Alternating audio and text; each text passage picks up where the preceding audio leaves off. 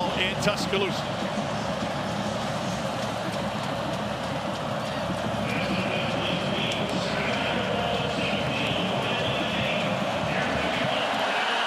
And it is a pooch kick that will find the turf. Taken off a hop, Rico Scott. And he is taken down inside the 20-yard line.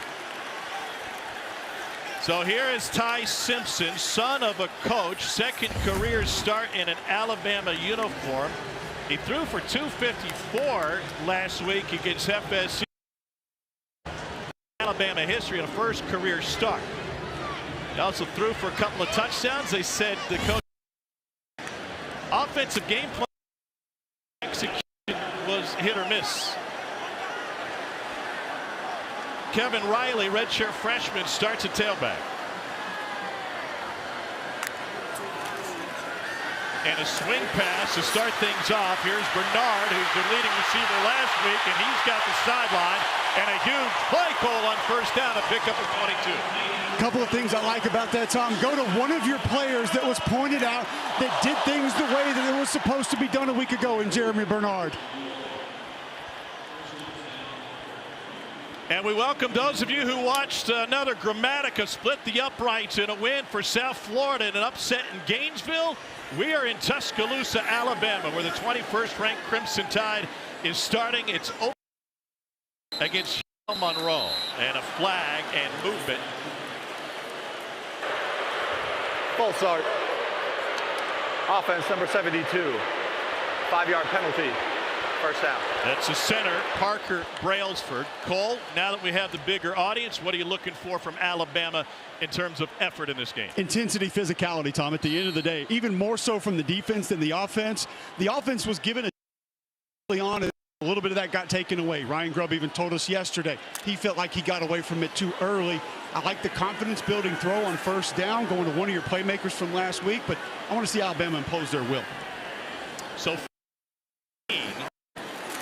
and here's the first run of the day, and it's a really just burst straight up the middle and into ULM territory. Another gain of 22. Just like that, Tom. Allowed this big offensive line that outweighs this ULM offensive line by 20, 30 pounds a player, and just get north and south. Stay on your combo blocks, stay on those double teams, and let your playmakers get out there and find some yards. O-line did not have a great state. Left tackle Caden Proctor down that line. Fresh set of downs for Ty Simpson. And a little touch pass. Here is Lozier Brooks. And Brooks explodes for a little bit more. If you joined us late, Ryan Williams is unavailable tonight. He is out with a concussion. So Lozier Brooks, a freshman out of Millville, New Jersey, is expected to get a lot of run in his place. This coaching staff excited about the juice that electric and can get to full speed faster than anybody else on this football team. He set a New Jersey high school receiving record and was a 4-time first-team all-state-wide receiver. Simpson out of the pistol. And they go off tackle this time with Richard Young. Gain of 3. Going to get a lot of movement from this Warhawk defensive line tonight. You saw it there. A little bit of a slant to the right side of the offensive line. Not necessarily clean by trading free in the hole, but still able to make first man miss, still come up with positive yards. A little bit bigger. Jay Lindsey enters at the tight end spot.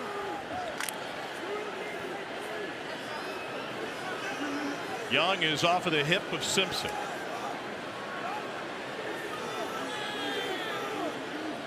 Ty Simpson, a backup for 3 years, never wavered on his commitment to this program. Touch pass wide open, and it's a walk-in score for Jeremy Bernard.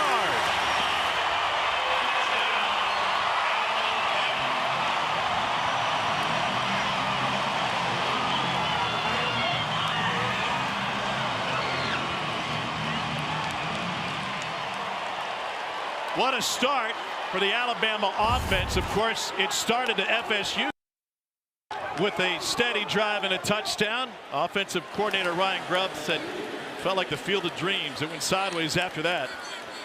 Lost last week after scoring on the opening drive, only the second time in 60 Alabama games.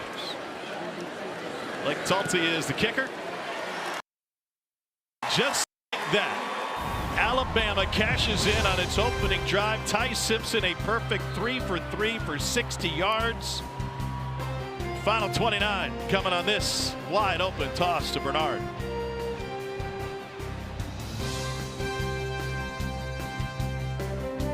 Assignment. And Alabama cashes in on its first possession. No yawns last week after the first possession. It was steamy down in Tallahassee and stressful for this Alabama fan base. And all of the headlines talked about the pressure to win and the effort. It's a knuckleball pooch handled at the 8 and taken to the 20. And Cole, the big point of effort, was the effort that was or wasn't seen last week. This is the part of this football team people are going to be anxious to see if it's changed, Tom, with Alabama coming on defense. The hustle to the football. This is just not tracking the ball carrier the way that we're used to seeing players in an Alabama uniform on the defensive side of things. And at the point of attack, just not necessarily what it needed to be. Missing tackles, not fitting the run in the proper gaps, turning your shoulders and your back to the ball carrier. Not characteristics of Crimson Tide defenses past. Ken Womack is the defensive coordinator. He said we felt like we had a great week of practice. We knew what Gus Malzahn was going to run. Execute. Here's McReynolds, who picks up first down. The quarterback for UL Monroe is Aiden Armenta, and he's following the Diego Pavia playbook. He's from the land of enchantment. They played for rival high schools in Albuquerque. Diego a few years ahead of them. Both transferred away from the state. Armenta redshirted with the Lobos in 23. Last year threw for 1,200 yards as he followed his then offensive coordinator Bryant Vincent to Monroe. He's now the head coach in his second season. On 2nd and 6. Great pursuit on the backside. And James Smith comes up with a stop for Bama. It's a loss of a yard. If there's a player on this defense, Tom, that has epitomized what it needs to be physically, 23 James Smith would be that guy. Attempt to cut the backside there. He keeps the shoulder pads low enough to sort of buck that guard off of him and comes flat down the line of scrimmage to help make a play in the backfield. We'll see some youngsters in there next to Smith, including London Simmons at some point tonight. Due to multiple injuries on that interior defensive line this week for Bama. Knocked away and nearly picked by Justin Jefferson, reading the eyes of Armenta. And it's a 3 and out for the Warhawks. Spotting play action going to be big tonight against this offense. This is a straight drop back though. Jefferson in zone coverage, eyeballing the quarterback. And a nice play with an open receiver behind him. Having an understanding of what that route combination possibly going to be, dropping into that space, batting that football down. Alabama is reporting as number 27, number 30 reporting as 27. Mackenzie Ryan to punt it away for ULM. Bama came after it, and this will be a short punt. Cole Adams takes it to 45. We'll have kick catch interference and add a few more to what was just a 34-yard punt.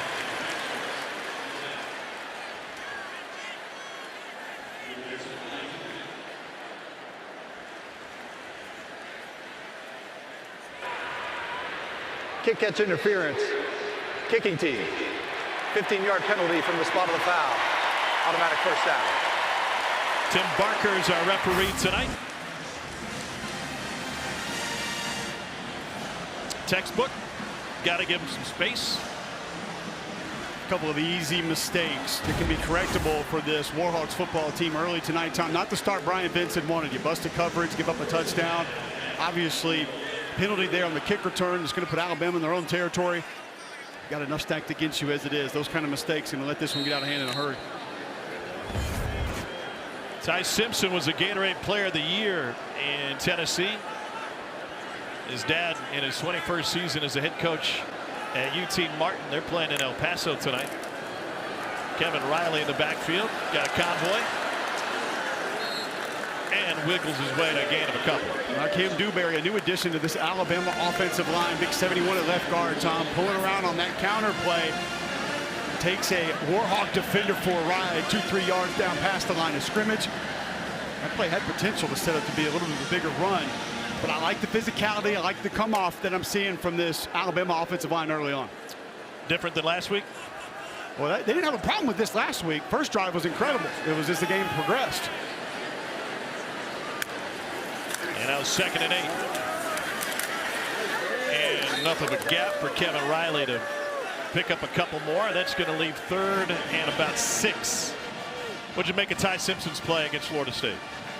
I thought he did more things better than a lot of people saw or even wanted to attempt to appreciate. He had defenders in his face often. Pressure he had to battle. Thought he layered a couple of footballs well. The ball didn't get out on time in certain points in that game. And it looked a little bit tight early. Thought he loosened up some as the game went on. It was a good performance, but not a great one, of course, with how things turned out. Ryan Grubb, Kalen DeBoer want him to just rip it. And he does it here, looking for a screen. Brooks breaks free. And he's got an Alabama first down. Another catch for the true freshman, Lazier Brooks. Told you earlier, Tom, they're excited about what this young man brings. This is a pass play. What's the right side of your offensive line here? That ended up being about 10 yards down the field on a little option play where that ball can go to the back or you can spit it out to the sideline. Looking to punch it in on their 2nd possession as Daniel Hill gets an opportunity. Well, Tom, I can tell you that 99% of the Alabama fans watching this game right now probably have a similar appreciation of this drive that I do, being called by Ryan Grubb. What a lot of folks thought this team could be, potentially had the makeup inside of them to be, and that is one that can push you against your will. They can impose their physicality on you. In this drive, we're seeing it up front from Alabama. Goatee Grubb in the middle of that front row of the coach's box up here on the 7th floor at Bryant-Denny. On 2nd and 5, little inside move, Bernard, and he's got it outside, and he's got another score. 16-yard catch and run by Jeremy Bernard.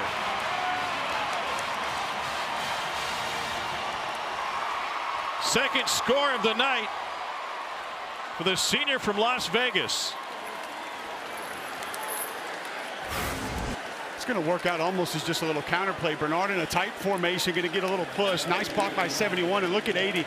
Josh Cuevas, the tight end, with a finisher down to the ground, and Bernard makes a mighty move to cut all the way back across the grain into the end zone. No Ryan Williams tonight. So far, the Alabama wide receivers have looked top-notch. Talty punches another one through. Bernard and Brooks carrying the load on this last drive, and Jeremy Bernard, who was one of the leading receivers in the country last week, already has 2 touchdowns tonight. We're not even midway through the opening quarter.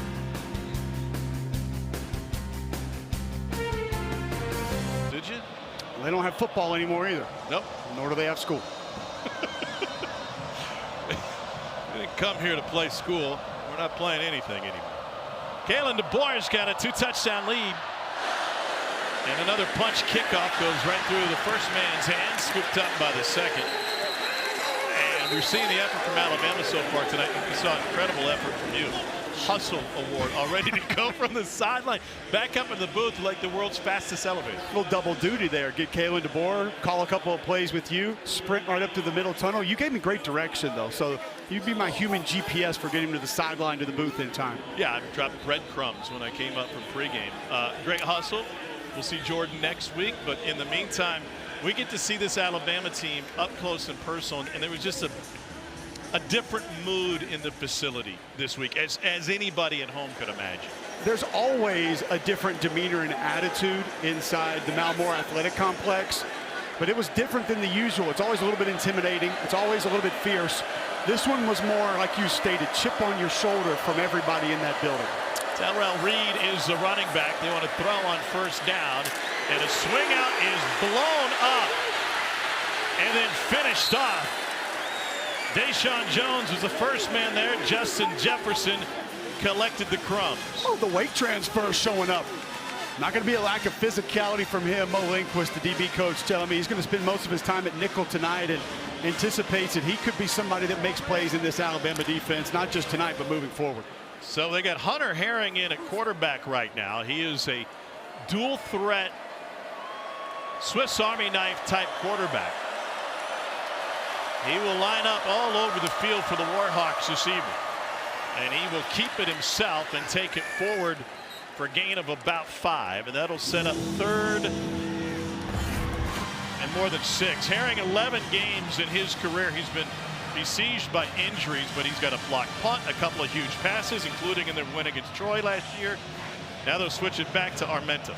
Armenta gives you a little bit more of a downfield threat, specifically with accuracy, but I'll tell you, Hunter Herring, he gives you power run ability with the quarterback position. You can go +1 in your blockers, but a little too much to pick up on this one for his playbook. Third down 6 for Armenta. Bama brings 4, and they get to Armenta, trying to escape, and somehow he Houdinis out of the pocket and now goes deep. It is caught down the sideline by Rico Powers, who somehow apparently stayed in bounds just shy of midfield. The officials confer it.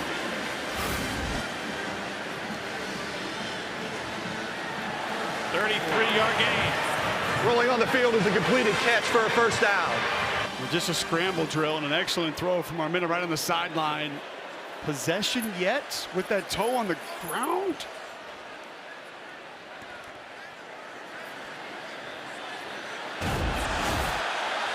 Home crowd. The ruling on the field of a completed catch is under video review. The crowd didn't seek control, but then again, they're looking at it through biased eyes. We'll take another look. Call on the field was complete. I think the question, Tom, is just when he actually has full possession, 2 hands on the football, secure.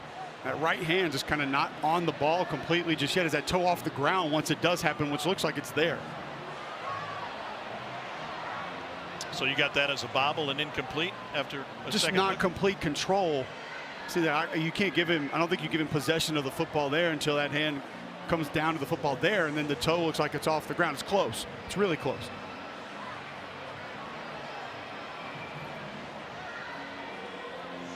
So they'll take further look at it. Armenta did a fantastic job getting out of trouble, even to get it away, and avoiding a sack. And this is a nice job up front by Quay Russo, number 4 off the edge. That was that 4-down look that Kane Womack said we'd get more of. He crashes down inside. James Smith loops around, and he's right there in Armenta's face, but just scramble drill allows an open receiver down the sideline. It's going to be a judgment call of, are you allowing that possession with both hands not necessarily clamped onto that football? Yeah. I don't think it was secure until his right foot came up. But ULM could use a break here. They've only got 1 win in their history against a top 25 team. That came against an Arkansas team that was in its first year without Bobby Petrino. And in that game, the Warhawks converted 8 of 9 4th-down attempts. Well, it helps when you have a quarterback you can go empty that can run the football, and Colton Browning, he was a freaking warrior. After video review, the ruling is an incomplete pass. The receiver did not establish firm control with the body part down inbounds. It's 4th down. Ryan Benson is the ULM head coach. He's got plenty of experience in this state. In fact, he was coaching down at Spanish Fort High School in '07 when the Warhawks came in here and handed Nick Saban a loss. Asked him what he remembered from '07 being in state.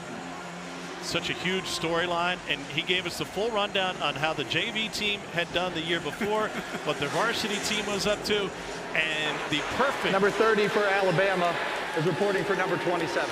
The perfect explanation and example of a coach having blinders on. I thought he completely missed the question. That's right. Another punt for Mackenzie Ryan. Cole Adams stands at his 42. Now from the 41. Looking for a seam. Now he's got the sideline. Adams trying to beat the punter, and he gets waylaid. Wow! Mackenzie Ryan take a bow. 40-yard punt, 37-yard return, and 1 smash hit by Mr. Punter, Mackenzie Ryan. I guess I'm not going to be able to make fun of punters on the show Monday morning. Watch this. Ooh. I mean, that's like a Bradshaw clothesline. Vince McMahon would be proud. Wow. Absolutely depleted it. No attempt at wrapping up. No attempt at a normal tackle. Just sprint to sideline clothesline. Do as much damage as usually possible. He's a former Aussie rules player, so he knows how to bring guys down with or without pads. Here's Richard Young.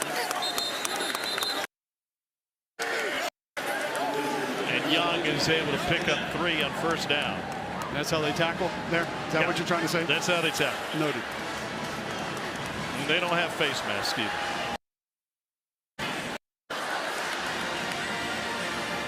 I like the mix from Ryan Grubb. Inside runs, zone runs, downhill runs, and then gap scheme runs on the perimeter. Some of the quick throws as well. Doing a nice job mixing and matching the play calling here early for Ty Simpson. And the shift prior to the 2nd and 7 play. Bernard in motion. Simpson's going to roll, change the direction, and second man got him. Billy Pullen turned him around, and then Simpson took a shot. Pullen, a senior on this defense, was here a year ago, been in the scheme, understands it. Excellent recognition, play flat down the line of scrimmage, stop, retract to that quarterback trying to fool you out on the perimeter. Excellent job. That's textbook defense by number 5. And Marcus Ross cleaned it up. Simpson directing some traffic now.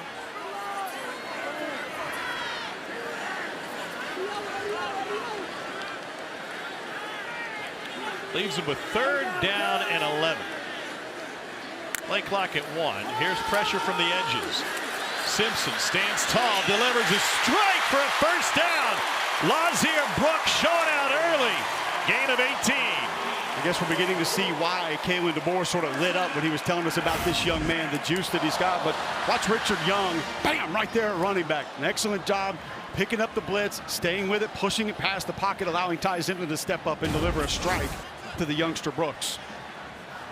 Brooks already with 3 catches for 42 yards. This is the 3rd possession of the night for Bama. I'll tell you all you need to know about Brooks, Tom, is David Blue, the strength coach, said he's hit over 23 miles an hour on the GPS multiple times for this football team. That is insane speed. 1st and goal. Toss to Young. And he plows forward for a couple. This will be 2nd and goal now from the 3. What can you learn about an offensive line here? 2nd and goal from the 3. One, this defensive line is undersized, so they're going to give you movement. Can you pass things off? Can you have that nonverbal communication of knowing where someone may end up as opposed to where they're aligned initially? And that comes with reps together, working together, recognition of what you believe you're going to get, and then just can you get latched on and move people back, find a way to pick up some of those dirty yards. A big 70 in the game here at an up back spot. Here's Young, and they're just paving the way. It's a 3-touchdown first quarter for Alabama.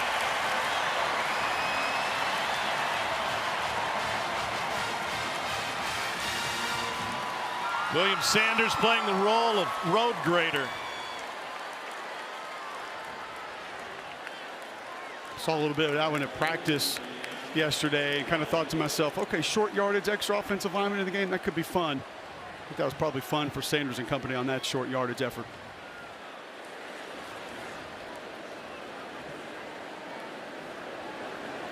Talty's had a busy first quarter and sneaks that one inside the upright. The redemption tour starts today for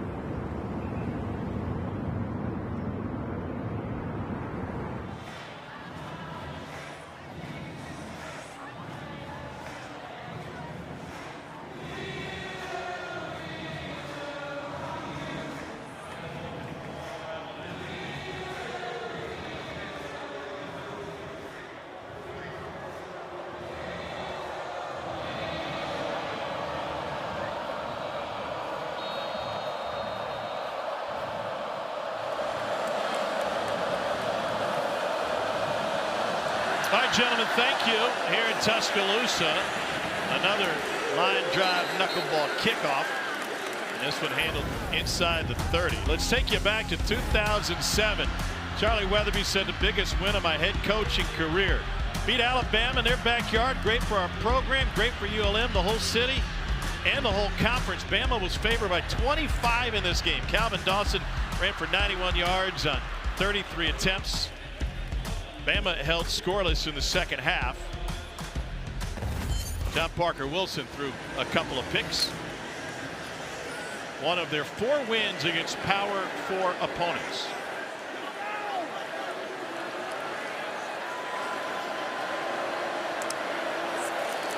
Aiden Armenta hands it off. Here's Zach Palmer-Smith. I can tell you, Tom, as a resident in this state on that day, one from a college football perspective that folks will just always, I don't think, ever truly be able to believe that it happened. You just didn't know what you were watching, which, by the way, I felt like we were watching 1927 footage there with the dirty windshield game. The dirty windshield.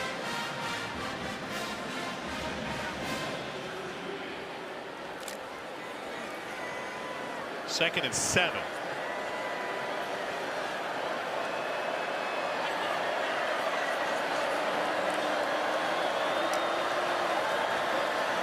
Flag down and a swing out to McReynolds, and he gets hog-tied immediately by Rousseau. You see Keon Sapp flying up from his safety spot. Illegal shift. More than one player in motion at the same time. Offense. 5-yard penalty. Second down.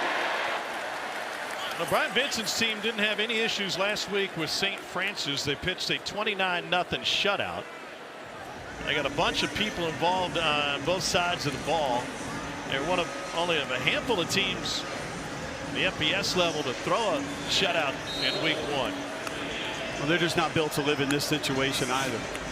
Second and 12. They're a run-first football team, physical team, going to build it off the stretch play. And the quarterback Armenta keeps it and runs right into trouble. And it's Keon Sapp.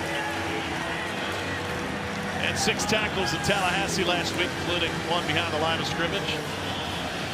He had to play a little bit more than anticipated a week ago due to some pregame injuries, but Mo Ling was telling me, the secondary coach for Alabama before the game, he expects a big bounce back from this young man, number 3. They had a great week of practice, recognition exactly where it needed to be, showing up early for the Alabama defense. Third down 12. Thought they'd converted a big third down in the last possession. Throw was just carried the receiver out of bounds by a toenail. And nothing doing with the run game here. Does not look like we'll have a repeat of that 07 experience. James Smith and LT Overton up front. LT Overton does an excellent job of swimming inside the initial block, offering up some penetration, sneaking right between the guard and center. That's what makes that outside zone play a little bit difficult. When you have somebody that can penetrate with power, like LT Overton just did, difficult for that second lineman to take it over from the initial contact. Adams had a great return last time before he got waylaid by the punter. This time asked for a fair catch and takes it up to 35. We mentioned that 07 game. Nick Saban, after a Dynasty Hall of Fame career, was able to laugh a little bit at what happened after the game. I get in my car to drive home, and I don't have any gas in the car. So now I got to stop at a self-serve, put some gas in the car, and I used to wear my LSU national championship ring. So I go to pay the guy, and the guy says, "Wow, what's that ring?" And I said, "That's a national championship ring, and we're going to do the same thing here at Alabama." And the guy looks at me and says, "We'll never do it as long as that Nick Saban is the coach." So, that's why Nick Saban always goes to full serve. So good. I love that he pointed out self-serve like there were options. And it was unleaded. Under a minute to go in the opening quarter. For UL Monroe, we got pets. Heads are falling off.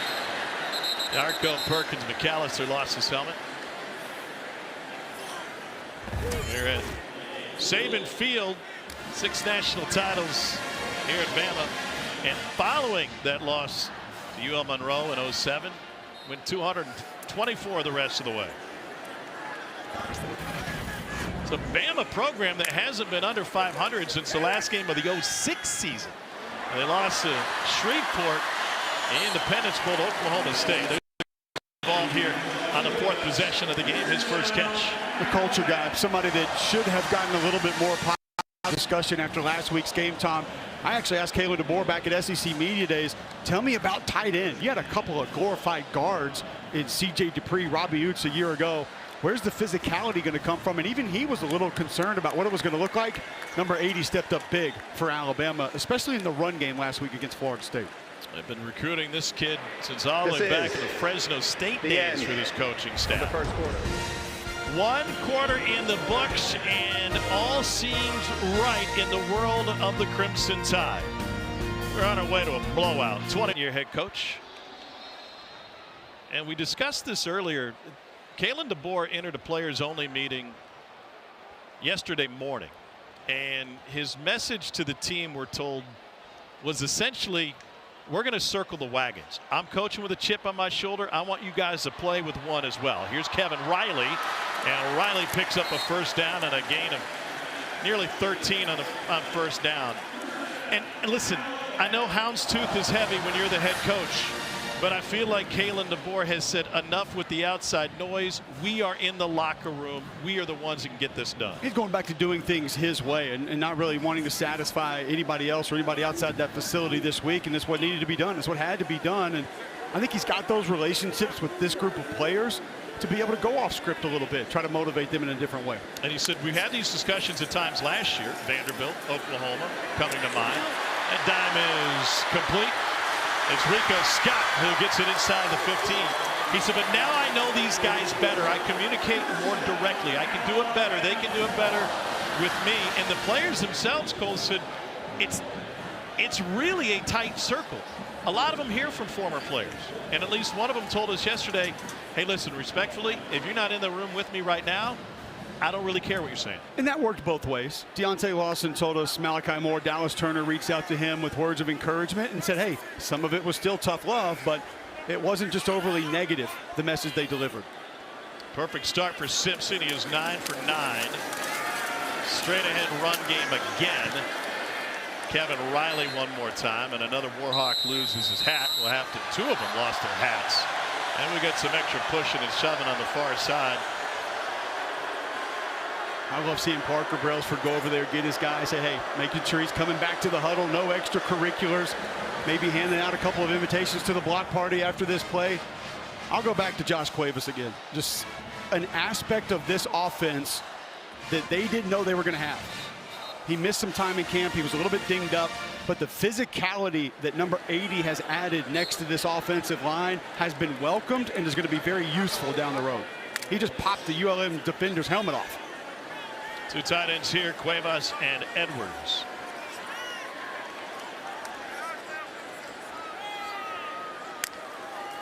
Simpson glanced left, took it himself right, and he plunges in for the score. What a start for Alabama. Crimson Tide has scored on every possession tonight. Ty Simpson is 9 for 9 through the air, and now he's got a touchdown run. When you get an odd defense, which just make the edges a little bit light, and both defenders out over the tackle and tight end squeeze down initially, which gives Alabama the angles necessary. And Parker Brailsford, center, leading the way for Ty Simpson and an Alabama rushing touchdown. Could open the door to see Austin Mack the next possession. We'll wait and see.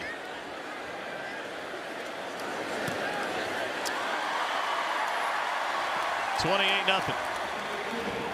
Ryan Grubb and Kalen DeBoer authored the most prolific offense in college football when they were together for 4 seasons between Fresno State and Washington. And they look to be back on track with the play calling and execution tonight. Grubb loves it. Pounds all the way around, including Ty Simpson. FBS football, Monroe's revenue and expenses are dead last in the country, and Alabama is top 10 in revenue, number 6 in the country, and they're number 1 in money spent. I was very taken aback, Tom, at his quote when we asked him about this, that he said, for us to be successful, ULM has to have me as the AD moving forward. Why did that surprise you? I don't think a lot of coaches around college sports would want to manage that and deal with that, to be perfectly honest, with everything you're dealing with just as the football coach. They've been to one bowl game in their entire program history. They haven't had a winning season since 2012. That's when they knocked off John L. Smith's Razorbacks. I misspoke earlier. They only went 6 for 7 on 4th down in that game, but won in overtime. But I will say it's a very interesting thought. When I first saw the news, I immediately thought to myself, with all the cost-saving efforts across collegiate athletics, could this be the direction of some different levels of college sports? I think the key there was different levels, right? Trying to find the edge with Jake Godfrey. I mean, I don't think that, you know, Jeff Lebby's going to be the AD at Mississippi State anytime soon, but for the Sun Belt, for the Mountain West, for the American, is that something that could potentially be feasible down the road? Like you said, it's been done before. I don't think a lot of guys would invite it, but it's a way that you can pay your head coach more money than he wouldn't leave. Some may appreciate the power that they get with that title, and essentially they're their own boss, which probably brings more complications, depending on how the season's going. It's going to be light on sleep if you're doing it right. 3rd down 3. Armenta has time, and now he doesn't, and it's lobbed and picked off. Intercepted by Justin Jefferson.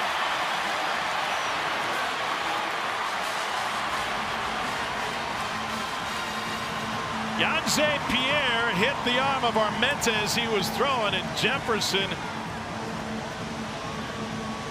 is able to pick it up.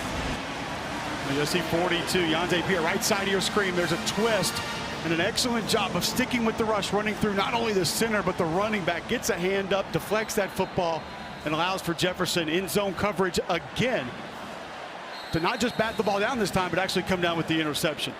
Well, Austin Mack, as expected, is now in at quarterback for Alabama. First clean series of the 2nd quarter. Mack 6'6", 235 out of Loomis, California. Not a whole lot of miles on his tires. He didn't play much after redshirting at Washington. And his first pass is complete to Kevin Riley out of the backfield, and he gets whipped around just shy of the 30. What does Austin Mack bring to the table? Big pocket presence, can really push the football down the field, rocket arm, and somebody who's been in this offense for multiple years. He's playing behind Michael Penix Jr. at Washington, as Riley takes it off the right side and picks up the 1st down. Not just that, Tom, but he arrived late, so he wasn't even the backup. Replay has stopped the game to review the ruling on the field. The previous play is under video review. And as you stated, has not played much, but it's also, you go a bit further, he hasn't had a lot of reps. And I don't just mean first team reps or in-game reps, but real reps in practice. And now that he's gotten some over the last 6 to 8 months, he's made steady improvements. And Kalen DeBoer showed this last year with a guy like Gino Vandermark at guard. The player in front of him wasn't having a bad year, but he was doing so well in practice, and he continued to improve. They want to reward guys that aren't necessarily starters, that continue to improve and continue to show that they can help the football team actually get game reps. Now, save your graphics. Don't tweet out that Ty Simpson was benched. We don't need the graphics on that. That's not what this is. This was planned by Kalen DeBoer and his staff. They've done it before with other quarterbacks at other places. They want to continue to push the competition, and they want to get more guys ready to play and help the team. Steven Sawan was the injured player. They didn't get the snap off that last play. They wanted to check the spot of this play, which should be right at the 30.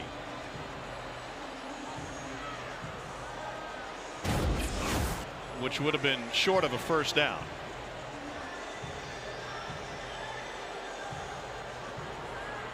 You mentioned that they've done it before. They did it just a few years ago when the staff was together at Fresno State. How is it used as a motivating factor for Ty Simpson? Okay, they did this with Jake Haener and Ben Wooldridge. I called Jake Haener today and said, tell me how this went down. Explain this to me. And he said, yeah, man, I won the job in fall camp. I was the #1 guy. I started the first game. I thought I played well. Grubb comes up to me Thursday at practice and said, Ben's going to get a series in the 2nd quarter. And he said, I was pissed. I was furious. He said, I played that next game like my hair was on fire, and it brought a little bit more out of me. It made me go the extra mile in my preparation and my attitude, demeanor on the field.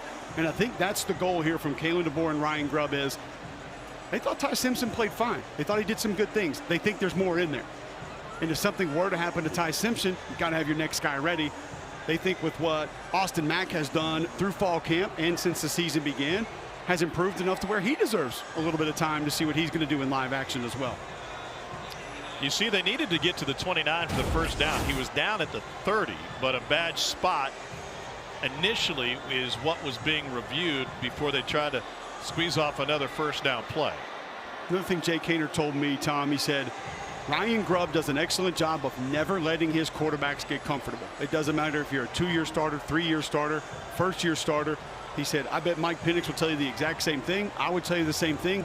He's not just going to let you go on cruise control as the starting quarterback. He is going to continue to push you. And I think a lot of great OCs do that. They find different ways to challenge their quarterbacks and try to get them to take different aspects of their game to different levels.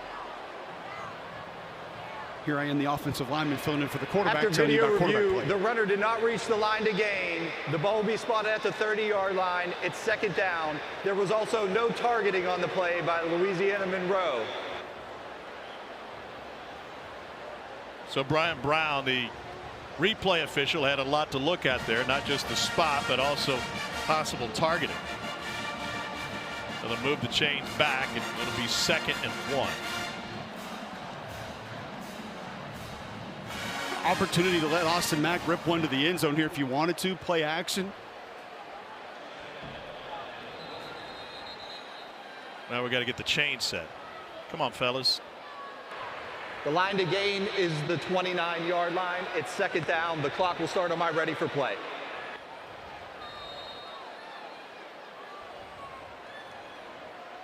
First possession for Austin Mack, the 6'6" quarterback. And he hands it off, and they're able to pick up the first down behind the running of Kevin Riley.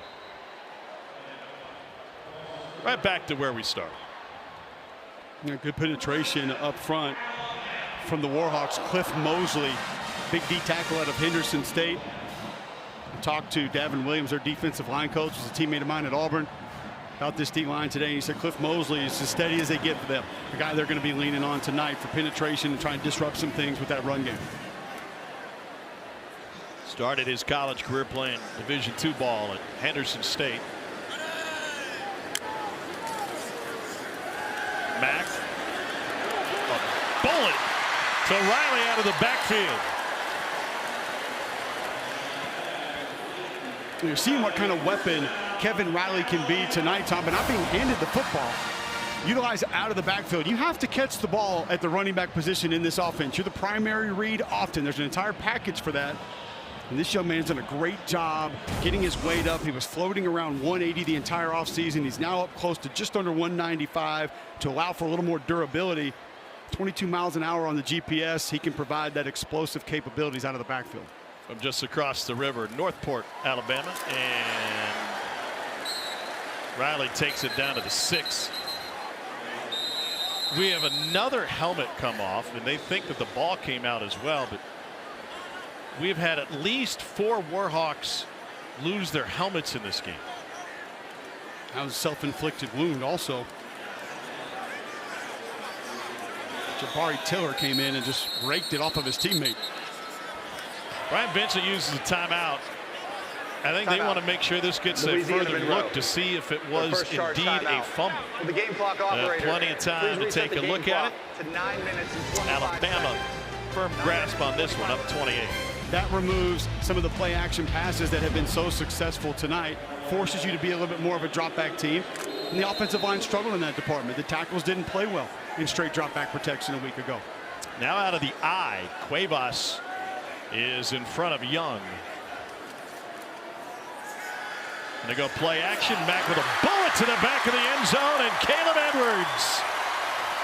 First touchdown for Caleb Edwards, a freshman from California. It's a 6-yard strike.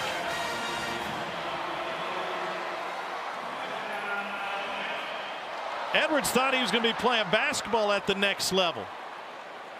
And now he's got a touchdown in a Bama uniform off the feed from Austin Mack.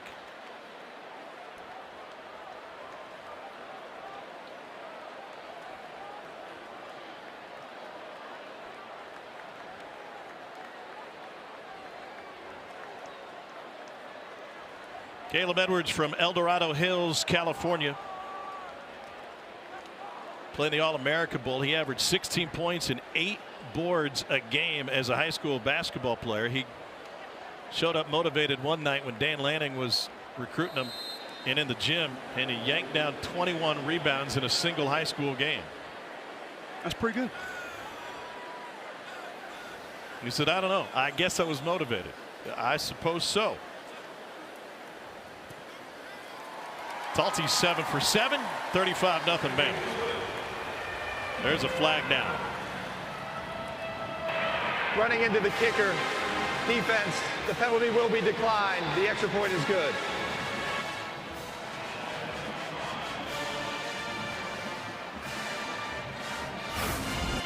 Go back and show you what play action does, Tom. First, you mentioned Cuevas, 80, is going to be in the backfield. That probably makes the defense say, what? Oh, tight end's back there. He's going to go catch the football. The attention that comes with that from the linebackers and safeties allows for Edwards to slip north-south right up the seam. And a nice throw from Austin Mack. Excellent job putting that football in the belly of his running back, selling that play action, being deliberate, getting rid of it quickly. Not second-guess any portion of that play. And that is what the run game opens up for Ryan Grubb in the Alabama offense. I mean, I saw I formation. I was thinking joyless murder ball. And that's why the play action worked. 100%. Because apparently the Warhawk defense was thinking the same thing. Good start for Edwards. Sensational start for Alabama.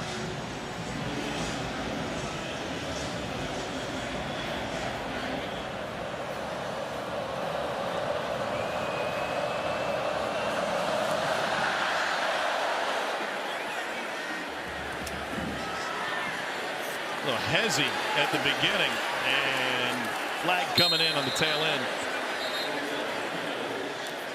And that abbreviated return for ULM. During the return, holding number 21, return team. Half the distance to the goal line, first down.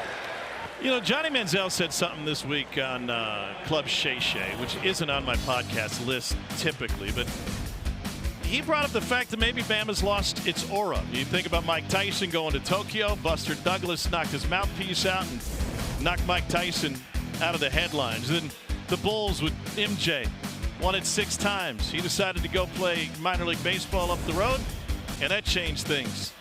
Tiger through 2009 won 14 majors. Now there were some off the field issues with a couple of these fellas, but every dynasty dies at some point. Just ask the head coach of the North Carolina Tar Heels. Incomplete. Given what Bama has been over its last 10 games, not just last week, but the last 10 games, 5-5 in that span. Has a Bama program lost its aura? Is that fear in opponents' eyes when they enter the building? Even if it is, Tom, it can be regained quickly because the memory is deep in that bank of everybody playing college football right now, how dominant this program has been at many points of their lives. They've seen it. They've lived it. They know it's in there. 2nd and 10. Zach Palmer-Smith taken down by Bray Hubbard. There is an understanding that this team, this program, had opponents defeated before they kicked off for many years. But having said that, there were also portions of how those teams operated that had you defeated before you played them. Physically, they could overwhelm you in ways there was nothing you could do about it. And then became the speed and the athleticism and the accuracy at quarterback that there was nothing you could do about. Not every team playing against Tua or Mac Jones or Landon Dickerson was defeated because of what the aura of Alabama was. They had guys that could just kick your tail over and over and over again on the football field. Second charge timeout. ULM uses a timeout in advance of a 3rd and 6. Warhawks have yet to convert a 3rd down tonight. They are 0 for 4. Let's get it to our friends at Academy Sports and Outdoors.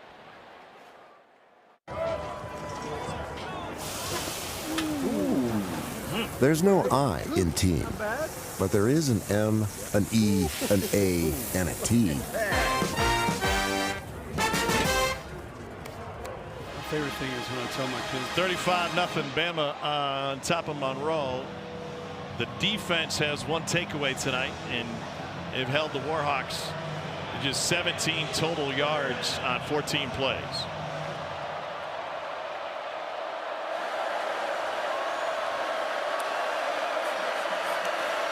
3rd and 6. Quick hitter to the perimeter.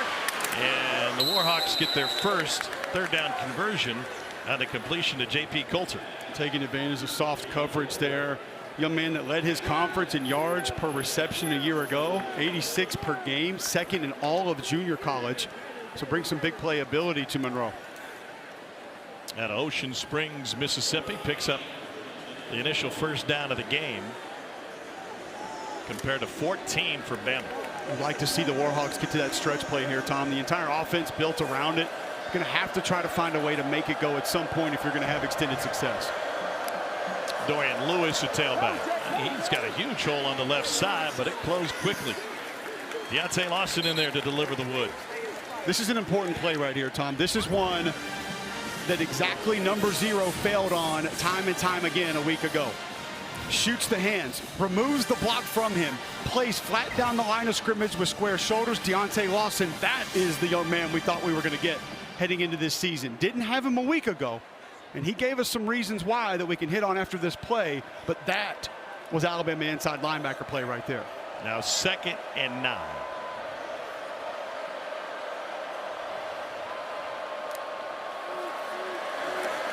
The swing pass out of the backfield. McReynolds, he gets blasted and taken down behind the line of scrimmage.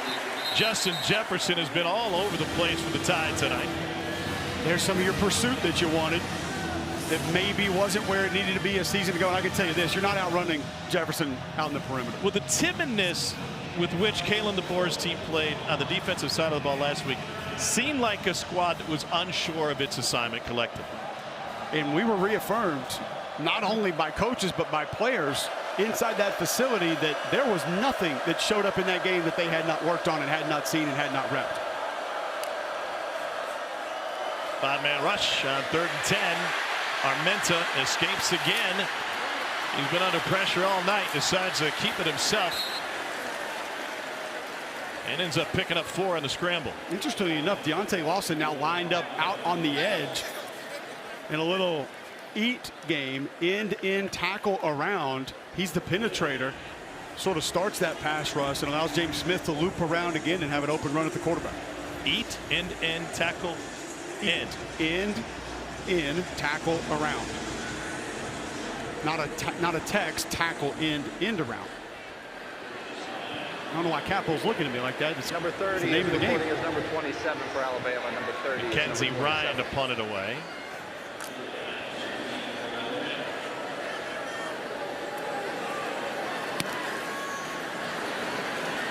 Great punt. Hauled in by Cole Adams. It gets popped out of bounds at about the 43-yard line. 42-yard punt, 10-yard return. Ty Simpson, the captain for this Bama team, has the Tide rolling tonight.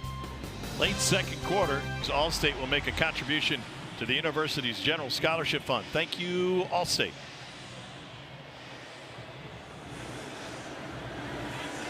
$35-0.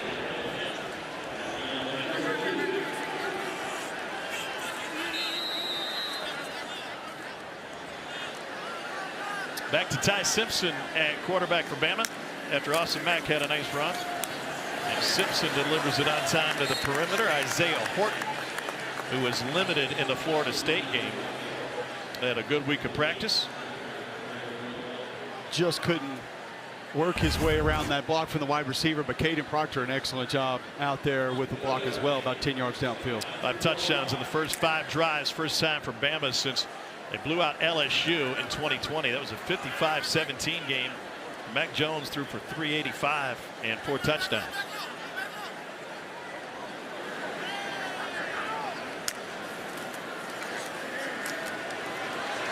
Another to the sideline, and Rico Scott gets corralled.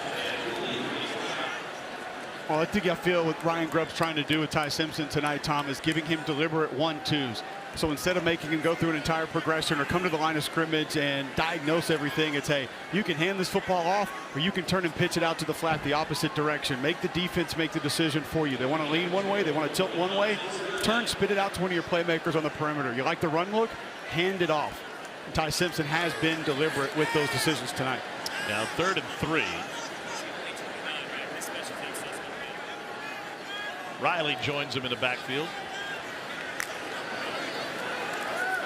Goes to Riley and gets taken out of bounds after the first down. One thing that Ryan Grubb mentioned to us in terms of the plan attack for Ty Simpson, he said was the same thing he told Michael Penix when he was at Washington. If you've got the one, meaning your first choice, take the one. Penix loved to look downfield, loved to take deep shots, and it goes to the old adage, you're not going to go broke taking a profit. If you can give 2 yards and let your guy go make a play, do it. As my good friend Roman Harper, who is an above average football player inside this program, says, free grass, man. When it's there, you take it. Was he doing yoga this morning? Probably. To the ground game. Also, was it 7 degrees in Columbia? They had the sweater, like it looked like he had a scarf on, turtleneck. I was like, man, winter hit quick up there in Mizzou. Big win for the Tigers over their rivals in the border war. How big is that rivalry? A lot of folks watching this game don't really understand just what it means, what it is. Yeah, they literally burned Lawrence down back in the day. It was an actual war between the two. And then when they started playing college football a few years later, the survivors who fought against each other would be on opposite sidelines. We thought poison in trees was bad. Yeah, that ain't nothing. Simpson scrambles and dials deep. Touchdown, Alabama. Flag comes flying in. Jeremy Bernard's got his 3rd of the night if it stands. On a 42-yard dash and toss by Ty Simpson, who was rocking and rolling.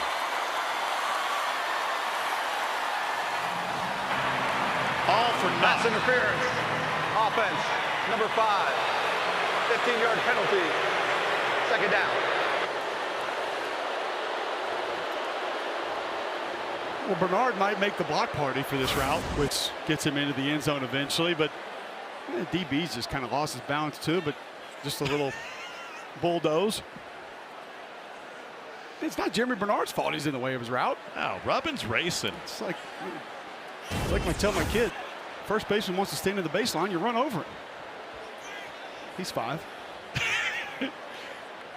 Jeremy Bernard's like, it's a post route. I'm running to the post. He just happened to be in my way.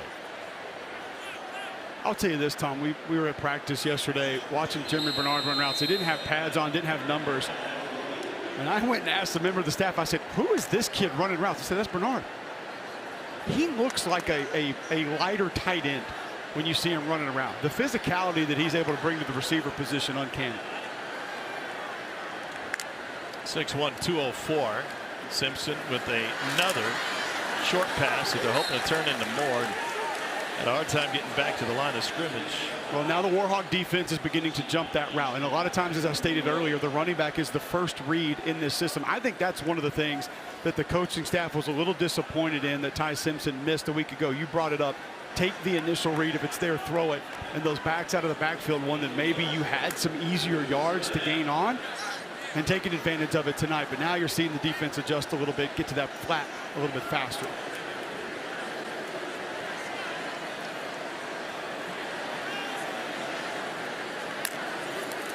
He's 3rd and 23. Simpson, across the middle. Isaiah Horton gets taken down short.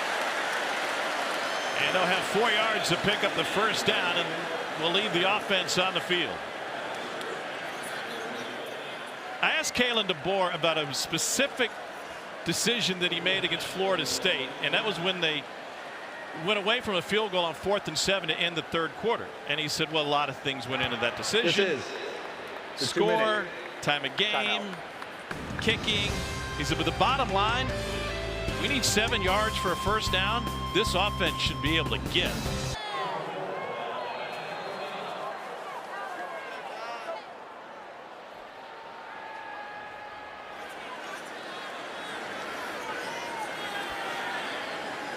$35-0. And 4th and 4. Ty Simpson delivers on time. And that's good for a first down. So a lot of reasons behind going for it on 4th and 4 for this team. Well, you're getting zone coverage. You have an idea that your receiver's going to be able to sit down in space, find it, and Ty Simpson has shown the confidence tonight to deliver it. But I just think that this game now becomes about building confidence within your players, within the system, within each other. and you continue to ride that build on it moving forward. Well, 15 for your first 15 doesn't build the confidence. I don't know what else you can do.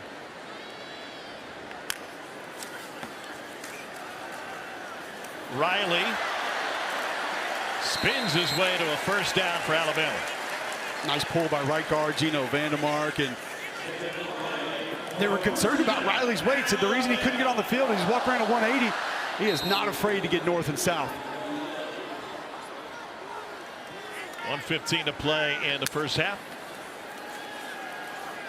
Simpson stays perfect. By the way, of note for UL Monroe, Stephen Sawan, one of their linebackers who was injured earlier this quarter, was taken back to the locker room on a cart. He suffered what appeared to be a leg injury for Bryant Vincent's squad.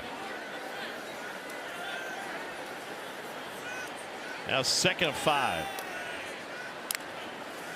Pressure from the edge. Simpson's got a lead blocker. He's got a first down. There's a flag down, and Simpson goes for the pylon. The official got knocked down, and now he says he was in.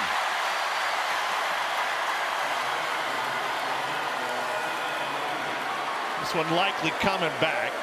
Looked like a hold at about the 19. Number 72, 10-yard penalty, 2nd down. What an effort by Ty Simpson, but all for naught. I mean, I guess this is what you're going to call it on. I count this a good rep. Hands inside. The defender's attempting to come off, but he's also getting pancaked. So, I mean, I understand that the official brain may tell you you have to allow that defender to dislodge, be able to come over and make a play. I don't think that defender's coming off that block and making that play. To me, that felt like domination. You like the way Brailsford's played so far? I think he's the best player on this football team, and I think he's the best center in college football. 2nd down 16. They flip Cuevas to the right side. Brailsford stands tall at that center spot, man to man. Simpson fires. Cornered! Touchdown Alabama, Isaiah Horton. Just a beautiful play all the way around.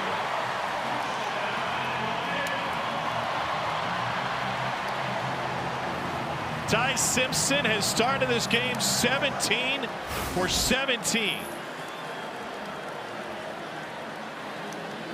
I think the most impressive part of this may be he brings the eyes down to leave the pocket. He's going to turn into a runner. They come back up late, and he had to deliver a strike to fit this in between the coverage. Hit some zip on that football. Accurate throw. Nice play by Horton to be able to get in. That's a big-time play from Ty Simpson.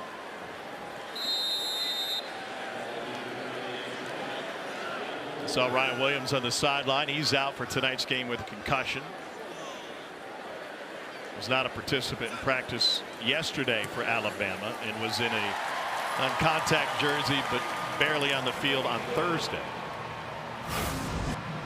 Go back and watch Simpson here. He leaves. You see the eyes come up just again late on the run. Defender almost in his face. Right where that ball had to be, in between the corner and the safety. Well, if you want to put a number on how good this start is for Ty Simpson, you can put ever at the end of it, because no Alabama quarterback ever has started his game 17 for 17. Not even McElroy. Who? Most consecutive completions to start a game in Bama history. Add in 3 touchdowns through the air and 1 on the ground. What a bounce back performance for Ty Simpson and really this entire offense. There's no doubt. I go back to what Jay Kaner told me on the phone, who played at Fresno State, quarterback for Grubb and DeBoer. They pulled the same move with him, and it lit a fire under him that he did not expect to have at any point in that season. Had a great visit with Ty yesterday. Peter Notaro handling the kickoffs. He talked about the ability to leave in this transfer portal era, and he said, I had so many guys in front of me. I'm not the first one to go down this track. I saw what happened with Brian Robinson. I saw how Mac Jones handled things it's not unique that I'm staying here because I believe in what I can do and the opportunities that are in front of me. I also think, Tom, a lot of people just feel like that leadership is just handed over at this program. And I think specifically at this program, it's as far from that as possible. It's earned here. You don't get it because you're a senior. You don't get it because you're a 3-year starter. You get it because of how you carry yourself, handle yourself, and how you perform. Warhawks trying to get to the locker room, and man, they paid a price to do that. Dylan Howell. Pardon me, Nikhil Hill-Green. What a lick, and I don't think ULM, well, maybe they're going to take one more snap before the end of the half. But that's the stretch play that's got to go. You going to interview somebody on their way into the locker room, or you I'll be right take back. the night off? It's only the second first down of the game for ULM. Coming up at the half, you can watch the live performance from the $1 Million Band on SEC Network Plus. Start streaming on the ESPN app. A sigh of relief collectively for Alabama fans. Everything is back to normal through one half tonight. It's a 42-0 lead for the Crimson Tide, who are trying to even their record on the season. Monroe will get the ball to start the second half. Bama quarterbacks a perfect 20 for 24 touchdowns. Ty Simpson and Austin Mack have been sensational. So is Dari No. Can't get much better than that. And no return for the Warhawks. Tom Hart alongside Cole Kublik. As I mentioned, Jordan Rogers has the night off. No nights off for you, and that includes Read and React Monday night. We got Roman Harper in studio with me every Monday night on the SEC Network, where we're going to go through and tell you what we like, didn't like about certain teams. But Read and React from the first half, we wanted to see this Alabama defense be physical. Deontay Lawson is going to play. Watch the shoulders stay square first and foremost. This is the Alabama linebacker play that we expected.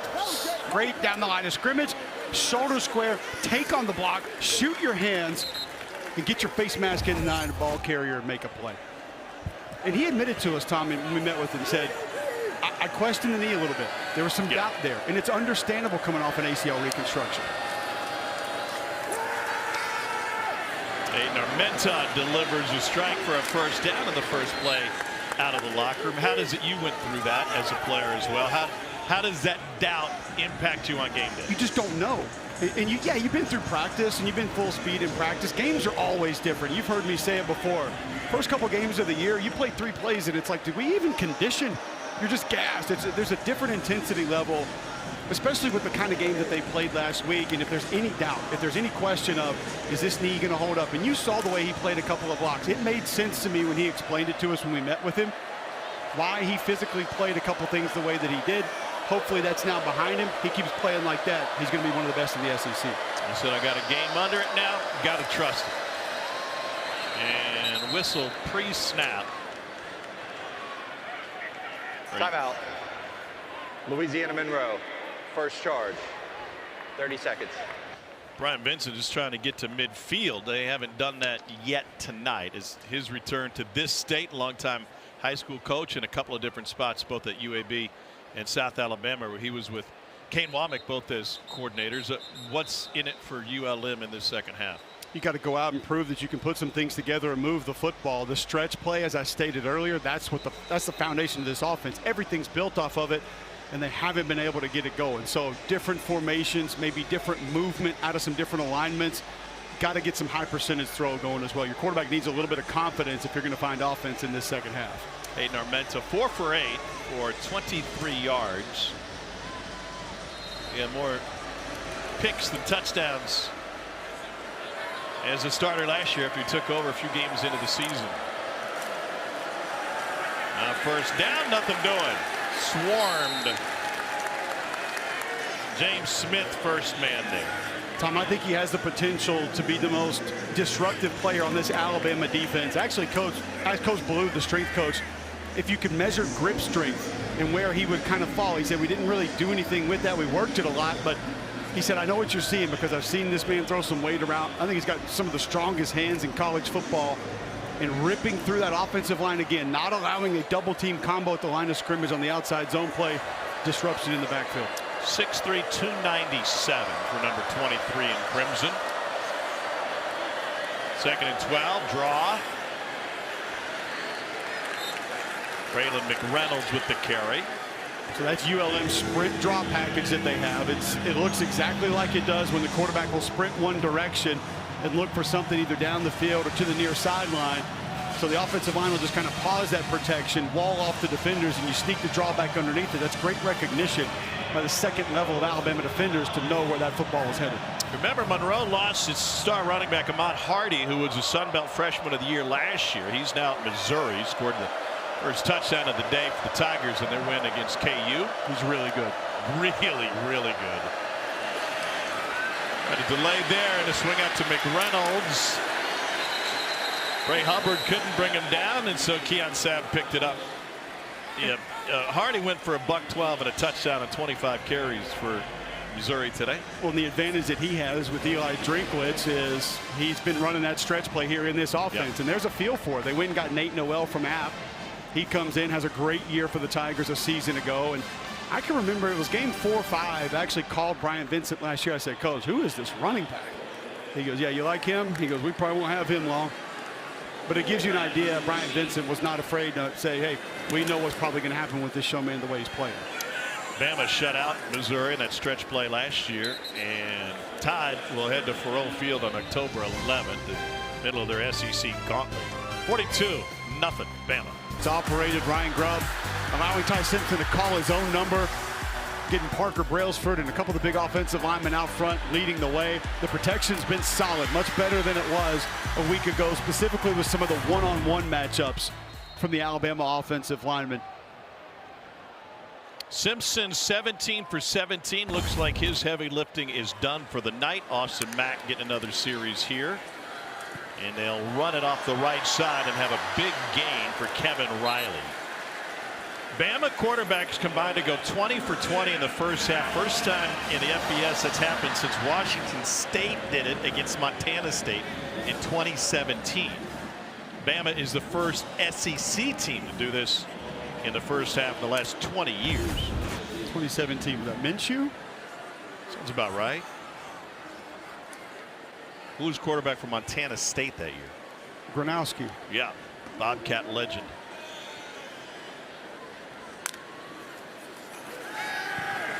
Pressure. Mack gets away from it and goes straight ahead. Took a lick. There's the inside move again against Caden Proctor. It's a very aggressive set, specifically when you have the tight end staying at home with you. And the tight ends were actually really nice, helping out in protection a week ago. Proctor does not have to set out that wide. Just one, he needs to have a full understanding of what the entire protection is other than just his own. The inside move's been giving him some trouble this year, though. Yeah, he allowed a career-high 6 pressures against Florida State last week. Interesting talking with Ryan Grubb about Proctor's game. He loves to try new things. Mack escapes pressure there. They had him by an ankle. That wasn't enough. And then he steps out of bounds. And he said, sometimes let's just focus on the fastball. All right, let's not worry about having a 7-pitch repertoire. Let's keep it simple. Let's focus on the fastball and then move from there. It used to be, Tom, you had a quick set, you had a deep set, and that was about all you brought to your repertoire. Now it's you got the single arm stab, the inside stab, you got a hinge, you got a deep set, a quick set, a half set. And sometimes you outthink yourself. Just get the guy blocked. I'd never thought of an offensive lineman overthinking the game until Ryan Grubb walked us through that.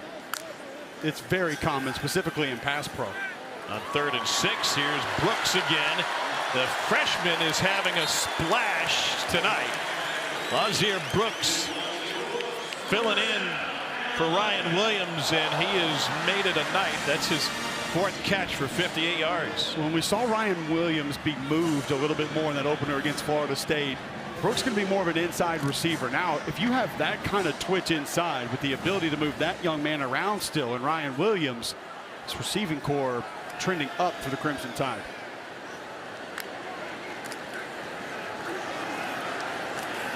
The feet of Young. And Parker Brailsford again, just a nice double team, slamming that defensive tackle over so the guard can take him on and then getting up to the second level.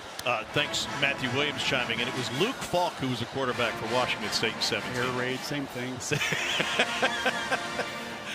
Put you there, you could complete 17 in a row. Slinging MacBooks all weekend. What's wrong with a pigskin? 2nd and 6.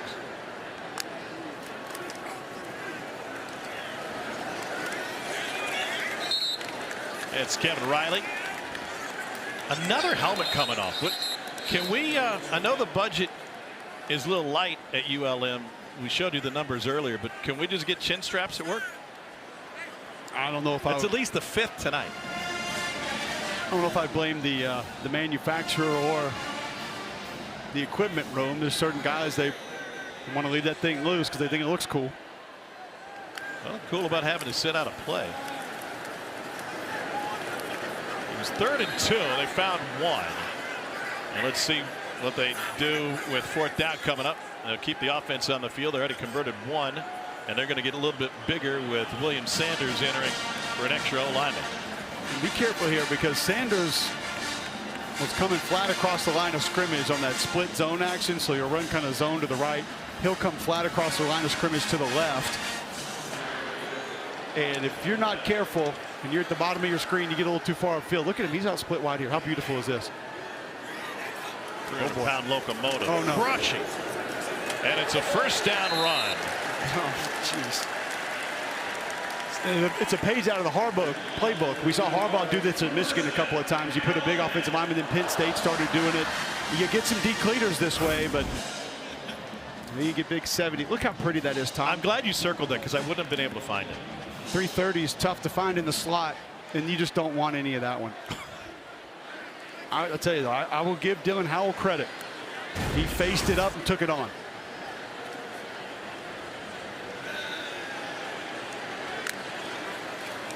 Austin Mack at a Folsom High School in California, and the first miss of the night for either quarterback. Overshot his man. They're now 21 of 22 through the air. A little amped up on that throw. Austin Mack could poise in the pocket, but that's one you just take a little bit off of. Put some air underneath it. Let your receiver adjust if he needs to. Go make a play.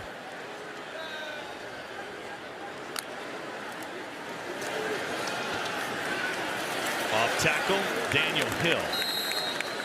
Cam Dewberry has been exceptional with the kick out blocks on counter power tonight, and another example of just digging a defensive end out of the hole. A little bit of leakage from the backside ends up making that play, or else that one could have been out the gate.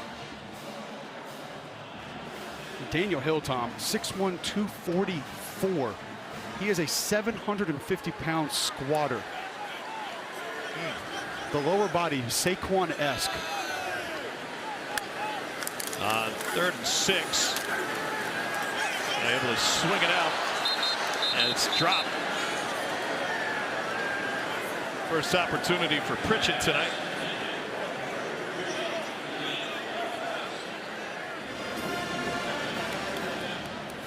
Love to have that one back, I'm sure.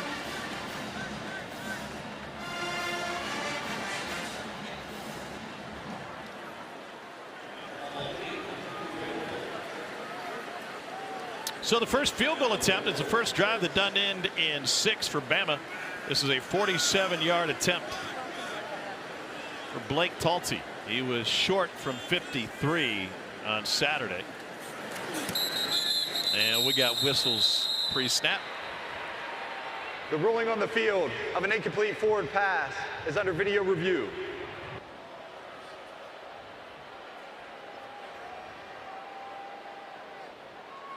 Just when the Warhawks thought they had a stop. Did he catch this? Yeah.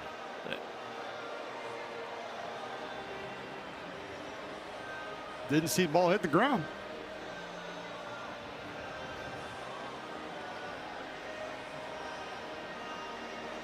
I didn't see much of a protest from Pritchett when it was ruled incomplete. Or any. Mitch may have some words right there. He's like, buddy, I caught that. Thanks. Stake my claim. He did tell his teammate, though, they caught that football.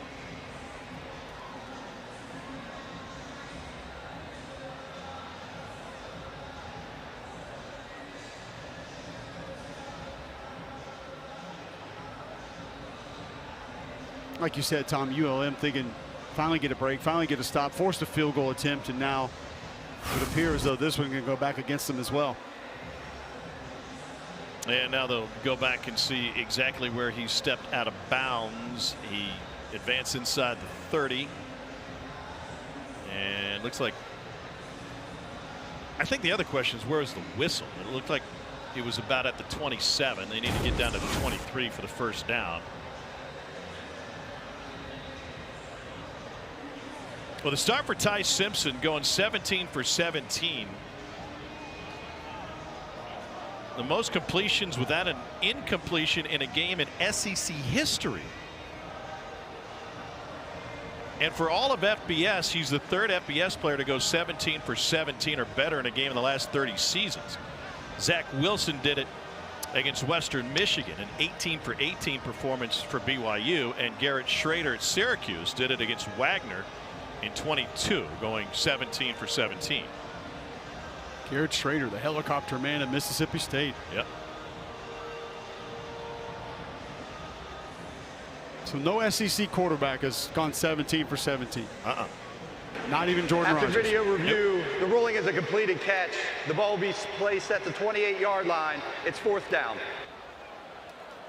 Assuming Simpson is done for the night, what message was he able to send with his performance tonight? I think confidence and quick decision making, the ability to execute plays that they're drawn up with urgency. I think there was a little bit of pause in a couple of his throws, a couple of his drops last week. He would admit that. A couple of times ball could have gotten out a little bit faster. Maybe a couple of times he saw the protection a little bit more quickly than he needed to. He was decisive tonight. They had him on the run. They had him carry the football, had him push the football down the field, play action, turning his back to the defense, asked him to do a lot of different things. And it felt like this coaching staff got maybe exactly what they wanted, Tom, and that was a little bit more out of Ty Simpson. 46-yard attempt now for Talty after the review and the spot.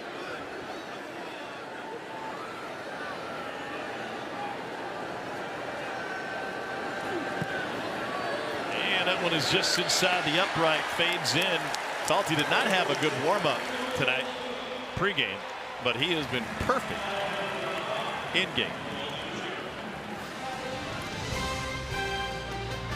Bama by the buttons and scream at him like Saban could if a guy wasn't on. He wouldn't be in the lineup anyway. Probably wouldn't be. And Aaron Boone had a term that he used that day, and he's repeated it, and he said the pinstripes are heavy. Meaning the pressure to win the last game of the season when you're the manager of the New York Yankees is unmatched by most, except right here in Tuscaloosa. It's the only game in town. Let's get to the studio checking with Dari.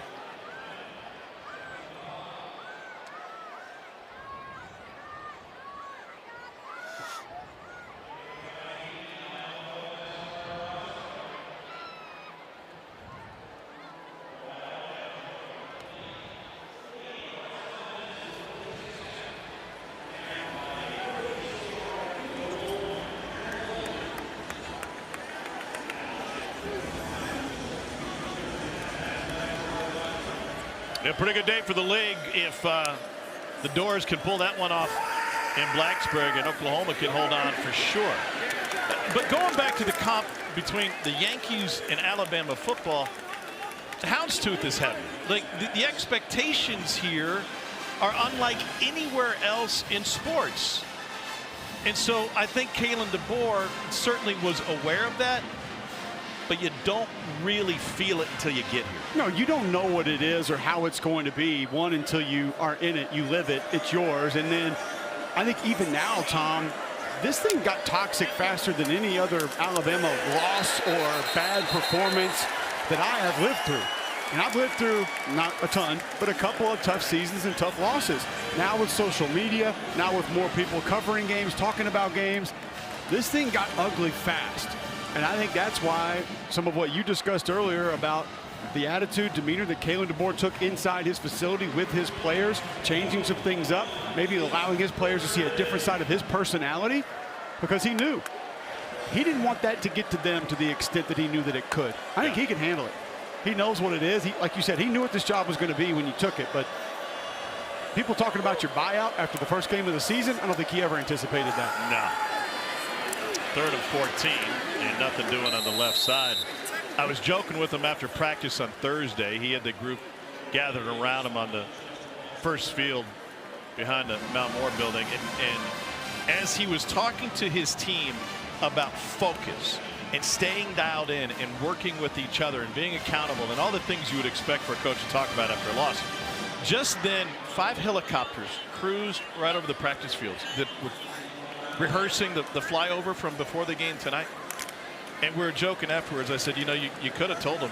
He said, I said to focus, don't even look at the choppers, right? If everybody was dialed into his message. And my joke was, you could have said, hey, they're coming at us from all angles. Like, we are under attack, fellas, from everywhere, even inside our own fan base.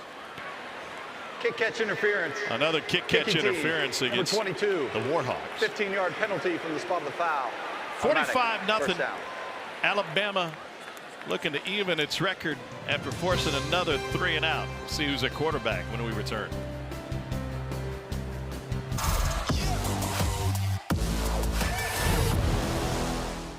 You can access the app right now, and maybe Ty Simpson's dad is doing that because his UT Martin team is on the road at Texas El Paso tonight, and they got a weather delay at the Sun Bowl in Utah. So dial up the iPad, check in on little boy, and boy, he's doing pretty well. 17 for 17 tonight. Bama has gone deep. They've had 5 different running backs tonight, including Dre Washington getting his first carry. And one thing hasn't changed, though, is Parker Brailsford. You're going to see him pull around here. Watch just the athleticism, snap the ball, get outside. He would end up hooking that defender, so it means he gets actually play side in front of that defender, able to wall him off. He's got some Dermontti Dawson in his game, his lateral quickness, ability to get out in space. Just a phenomenal football player. Your eyes lit up when we had a chance to meet with Parker yesterday. I left. I just said I'll go be with him somewhere else. Yeah, you guys left the meeting, had a one-on-one. I got the sense after we talked about his style of play and the evolution of his level of intensity that he brings a certain grittiness to the position this year that maybe he hadn't shown in years past. He hadn't, and I watched every snap of his at Washington. Aaron Taylor, the Joe Moore Award Committee that I'm on, and we took that trophy to his Washington football team. He won it. He didn't play with a lot of the nasty that he does now, and I asked Coach DeBoer, I asked Coach Grubb, I said, how much of that do you think was Tyler Booker running off on him last 2 years? And he said, absolutely, 100%. When I asked Parker that, he said, no, I mean, I feel like I kind of always had this. I was like, no, man, it's a little bit different now than it was. He just has a little more extra at the end of plays, a little more physicality. Yeah, it is. He did tell me, he said, I will say, watching Book play here, he goes, I didn't think like legally you could get away with some of the stuff he was doing to people in this uniform, but you can. So Ryan Grubb said it was the best camp for an offensive lineman he had ever seen. Another lost hat. This time it's Levante Jacobs. And to your point, that's the guy who coached the best offensive line in the country just a couple of years ago in Washington. Tom, there were a lot of negatives to take away from that Florida State game, and there were a few positives some people pointed out. The one that I became increasingly frustrated with was nobody was talking about 72. I thought he played the best game of his career against Florida State. He was that good. Here's the problem when you say nobody. Like, you can talk about it. You have a radio show and a TV show, and you're on air every Saturday night, so it's not nobody if you're doing it.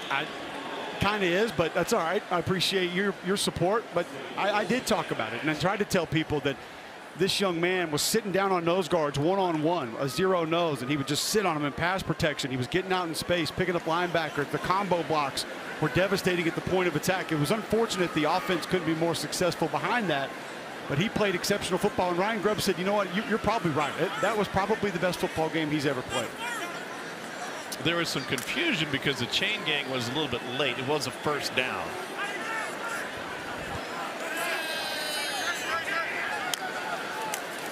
Austin Mack getting some valuable reps. And to follow that up, Tom, the cool part about having that conversation with Grubb and DeBoer was sort of where it went next. And it was, yes, Parker Brailsford took some of that from Tyler Booker, and now they're seeing some of Parker Brailsford rub off on the other offensive linemen, specifically Caden Proctor, who's needed a little extra oomph, hasn't been through the last 2 spring practices. Look at this, a catch and run for Cole Adams. Great play by Adams. Coming off play action again, Austin Mack, just nice quick delivery, accurate. Ryan Grubb moving the pieces around to be able to find uncovered receivers. Hand off to A.K. Deere, and he takes it inside the 5. You think this is the last rep for the starting 5 on the O-line? I think so. I think you would like nothing more than with almost under 120 left in the 3rd quarter to allow this group, who played phenomenal football tonight, to just dominate one more score into the end zone and then call it an evening.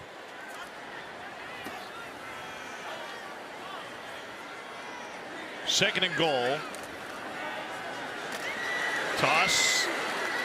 And maybe a yard for Dre Washington. Bama's rolled 5 different running backs in tonight. And they like a lot of these young men too. Dre Washington, I watched his Raging Cajun film and kind of started wondering why. I know the whole portal rankings and this and that. Why he's the best this in the portal. How do we even know? A lot of the guys in the portal have never played. You're just basing it on their recruiting stars. I didn't feel like he was getting any discussion really. And you watch him get into the open field. He could run away from people. He could run people over. I thought he was a very valuable get for Kalen DeBoer. Mack pulls it back, shot to the end zone, and a touchdown for Josh Cuevas. Second of the year for the Bama tight end.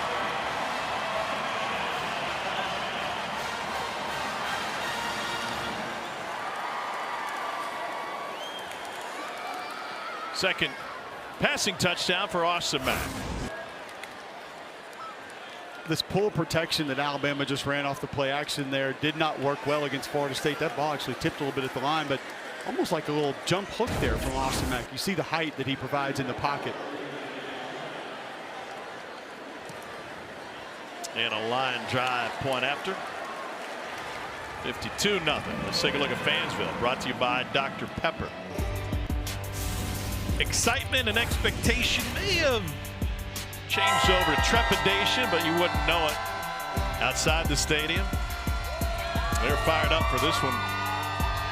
Even the AO Pie dads were ready to rock and roll.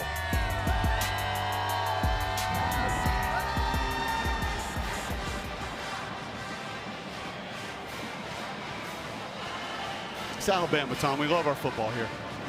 Team can lose, team can disappoint us, no matter what corner of the state. We love football.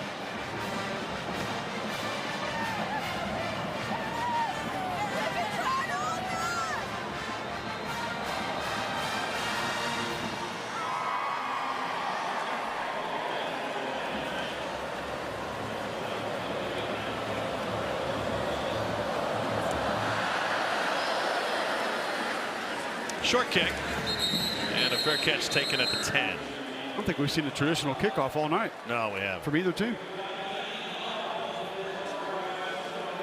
So Alabama looking to keep the shutout intact.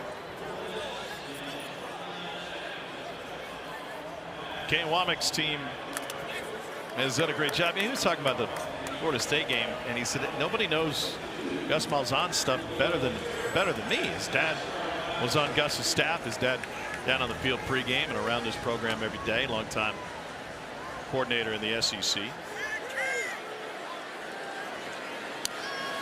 It's a matter of execution for the most part. Hello.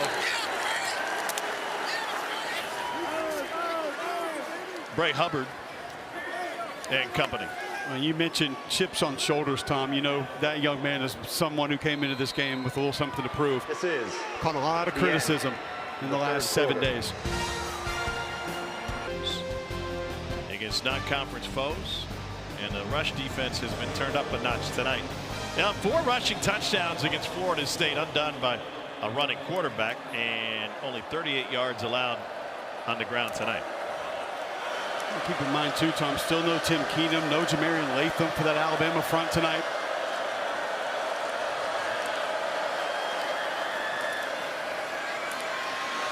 There's that stretch play, and Braylon McReynolds is able to find about 10 yards. It'll set up 3rd and short. They're down 2 coming up.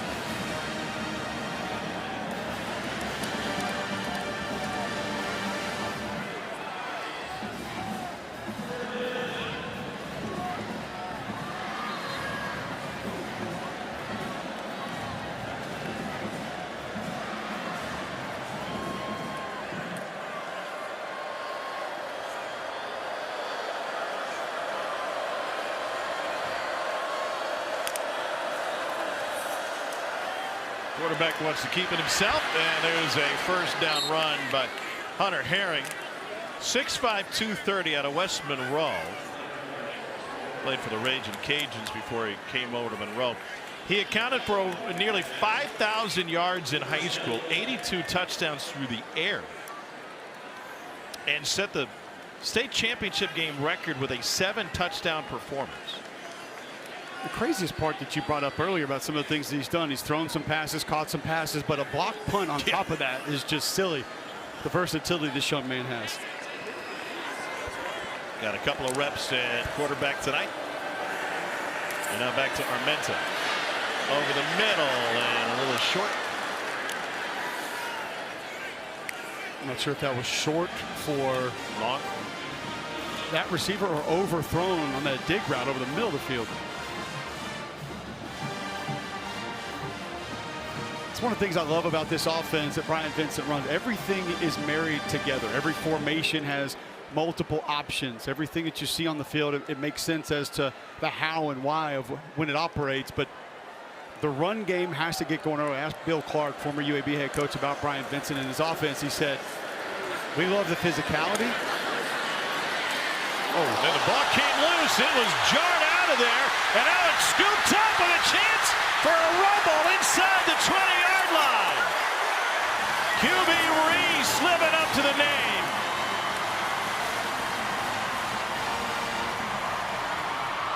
Second takeaway tonight for Alabama. Big fumble recoveries must run in the family. Helmet, meet, ball.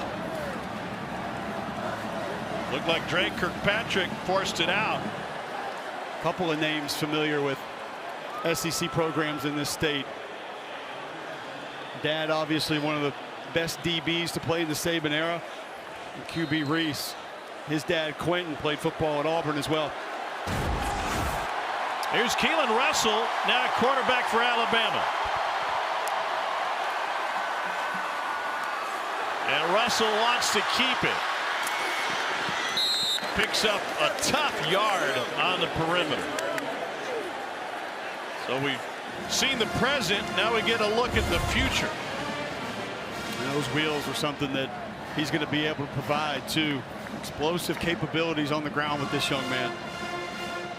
6'3", 194 from Duncanville, Texas. Well, and that improvement that we mentioned with Austin Mack, Coach Grove, Coach DeBoer saying the same thing about Keelan Russell, saying this young man's made gigantic strides since he's been on campus.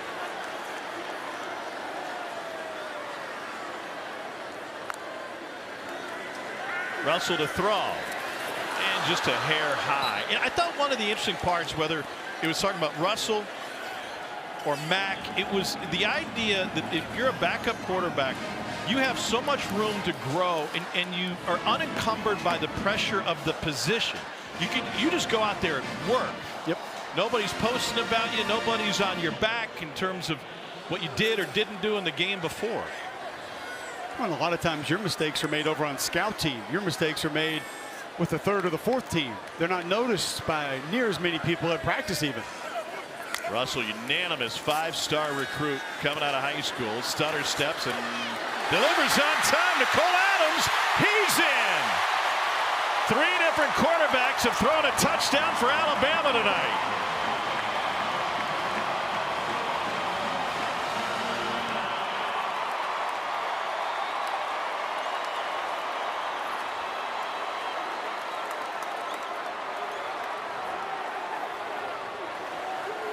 Well, the ability to hit the brakes, reset, and release this football from Keelan Russell, beyond impressive.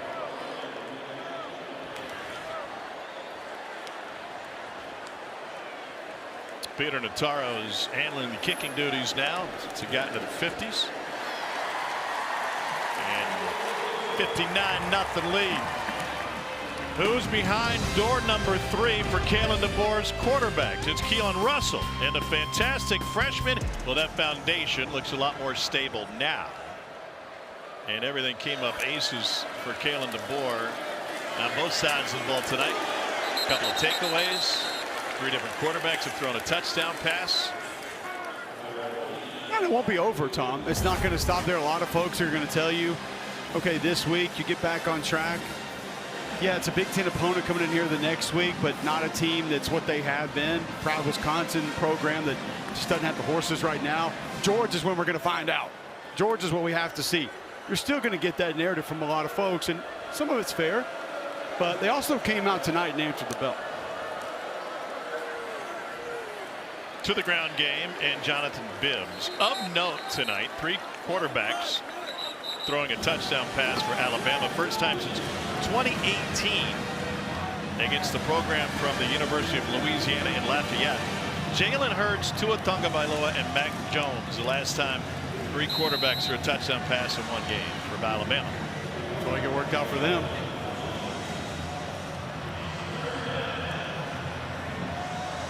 They're down 4.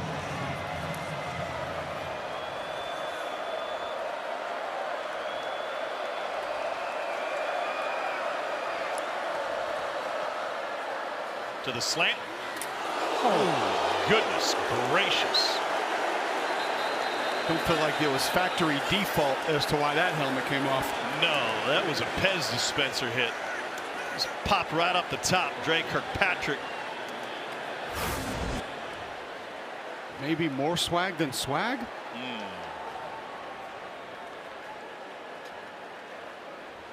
I don't think Dad did that too often. I'm surprised they're not looking at this for targeting. Maybe the previous play is under video review for potential targeting. That would cost them the first half against Wisconsin if it's upheld.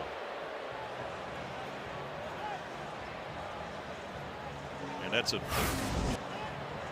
new look Wisconsin offense over the last couple of years. Yeah. It's going to be a tough one to avoid. Yeah.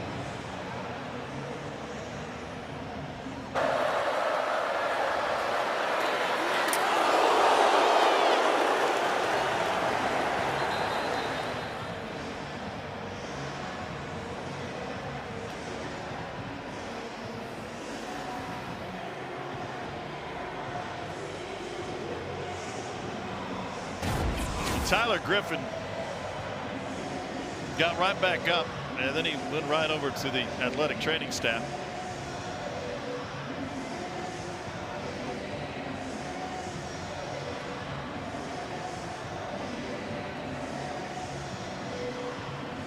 Spent a couple of years playing for UCF. Had a touchdown last week against St. Francis.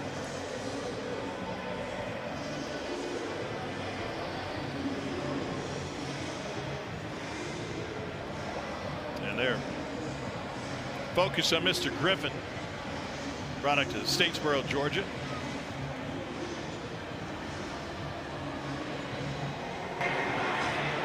After video review, personal foul, targeting, defense number 21, 15-yard penalty, automatic first down. Number 21 has been disqualified from the game. Number 0's helmet was removed on the play because of the foul. He may remain in the game. Yeah, but he may not. And he's got a laceration on his left temple. Valuable piece of that offense. Had a nice red zone touchdown. Went up and attacked the football last week. 6'4", 210. 8 for 193 last year. Well, with the penalty added on, this will be the first play that ULM has run in Alabama territory.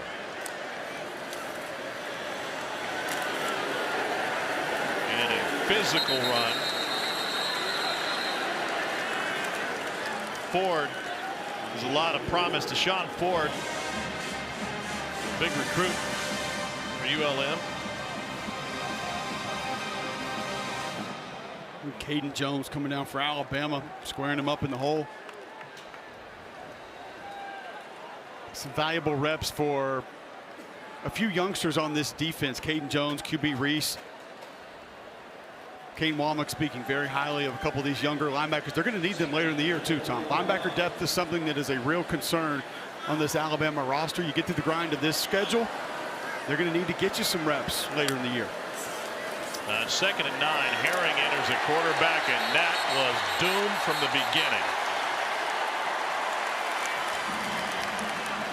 Zach Palmer Smith had nowhere to go. And Yanze Pierre right in his face. Yanze Pierre cleaning it up, but 31, Keon Keeley. These are two athletic dynamos on this defense that this staff is just kind of waiting to get it all figured out because of what they feel like they can add to this front. A lot of explosive capability with those two.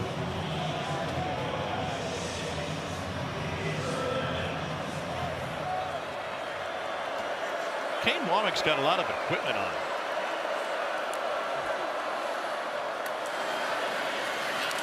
They go to the ground game on 3rd and long. Looks like some of those women walking in my neighborhood with the weighted vests. You haven't got one of those yet? I've got 3 of them myself, but that's just to sell them on the secondary market. Stanford Steve told me his cost $280. You better win a lot of bets. And so instead of wearing it as a belt, we just sling it over the shoulder. I'm down with that look. Yeah. He's got that's no different than the Merces all the kids are wearing these days. He's got the hoodie underneath the vest. I mean, he goes full hoodie every practice anyway, so why not carry it over to the game? Leave the offense on the field. 4th and 7, down 59. A little high, and that will hurt. Herring has taken a few snaps at quarterback. Now he gets his first catch at receiver. 8:52 remaining. Warhawks need to get the ball back to have a chance.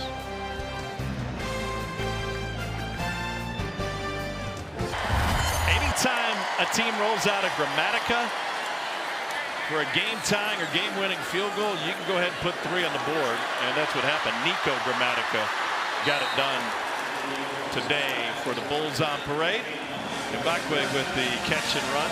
And that's a huge win for Golish, who's now got 2 wins against top 25 opponents as an unranked team this season. And that's the thing, Tom. It's still a surprise, but Alex Golish brought that offense back. He brought Bryson Brown back as his quarterback. He had the most of his front 7 back. His offensive line was mainly intact. They were going to have a good football team. They proved that because Boise looked pretty good. And that wasn't a fluke that they got Boise a week ago the way that they did. South Florida, they might have a squad. Pritchett motions to the left side. USF goes to Miami next. Hard fought yards late in this game. Jalen Mbakwe getting a touch.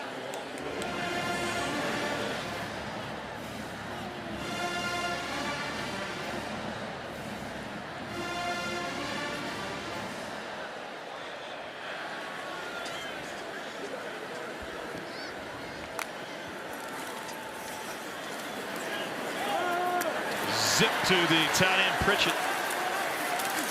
Yeah, I think in a very short amount of reps here, Tom, we have full confidence in saying that Keelan Russell, even off balance, going to be able to distribute the football. We saw him on that touchdown pass, kind of begin to leave the pocket up the middle, hit the brakes, 1 step back, deliver a strike. That time almost on the run. Spits the football out quickly with great velocity. The talent hard to hide when you're watching Keelan Russell operate. Yeah, this was part of the plan for this Alabama coaching staff. Kalen DeBoer, talking to us yesterday, went over the plan to get Austin Mack in the game in the 2nd quarter and said, I'd really love to get Keelan out there. He deserves an opportunity. And it unfolded in front of him thanks to the efficiency from the other 2 guys to start this game as Dre Washington carries on the left side. He comes in with a sterling resume. #1 quarterback in the ESPN 300 coming in, and he's 3 for 4 tonight. Yeah, that's Kalen DeBoer and his staff signing that young man too. So deserves credit for that.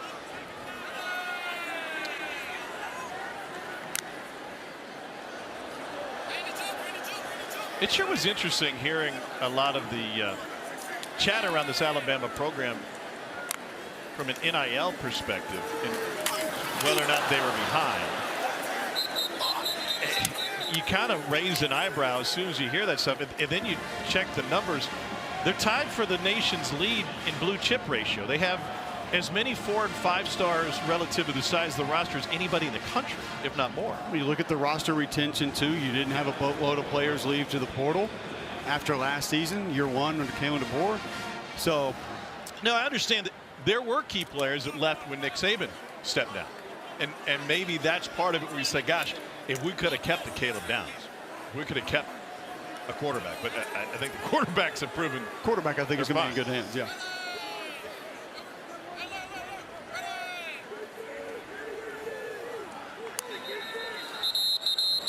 Well, the center that time. Delay of game. Offense. 5-yard penalty. Cole, it looked like Joseph Ionata was trying to help out Keelan Russell, get him to snap prior the ball. to the play clock expiring. Yeah, kind of waving the hand back behind him, and this is where first charge. some of the details of the operation become a little bit iffy because Keelan Russell hasn't had a lot of live reps. So you forget the speed of it, you forget some of the operation of it, and it can hit quickly. Coming down to the wire in Tuscaloosa.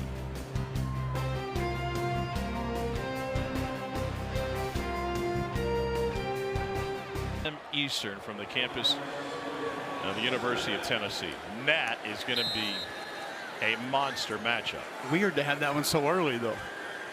Early in the season. Correct.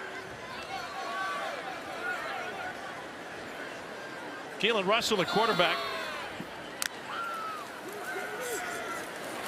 And Russell looking for number 2 of the night. He's got it.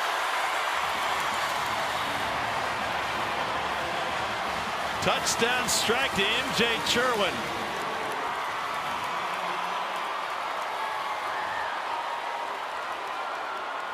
That's about perfect.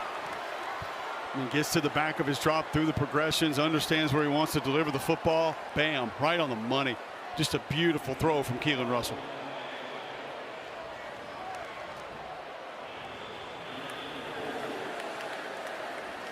.607 to play. 7 passing touchdowns for the Alabama offense tonight, spread among 3 different quarterbacks.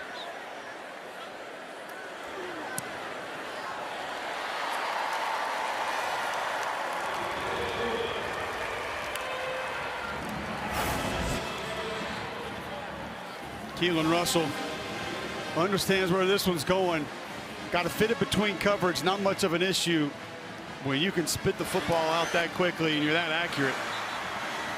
Ryan Grubb liked it.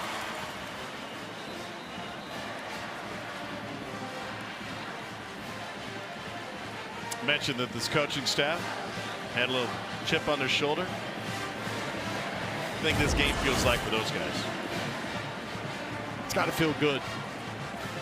And as you stated earlier in the broadcast, Tom, we talked to that staff and they said, listen, there was nothing from that Florida State team that we didn't work on, that we didn't see. Nothing really took us by surprise. And players admitted that also.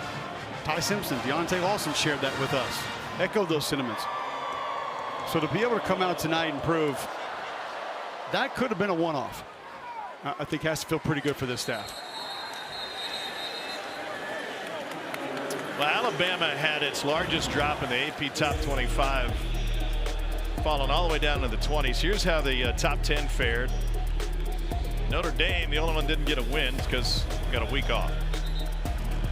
South Carolina leading South Carolina State 17-3, but otherwise some romps. At least Troy got to double digits. Did Grambling win the Battle of the Band? That's the question. Mickey Andrews talking about. What a difference a week makes, huh? I mean, after the slate we had last week in college football. Hello. Goodness gracious. You know, a lot of people ask me about Alabama football. We have a chance to come over in years past, watch a Nick Saban practice. And I said, you know, I always tell them the same anecdote.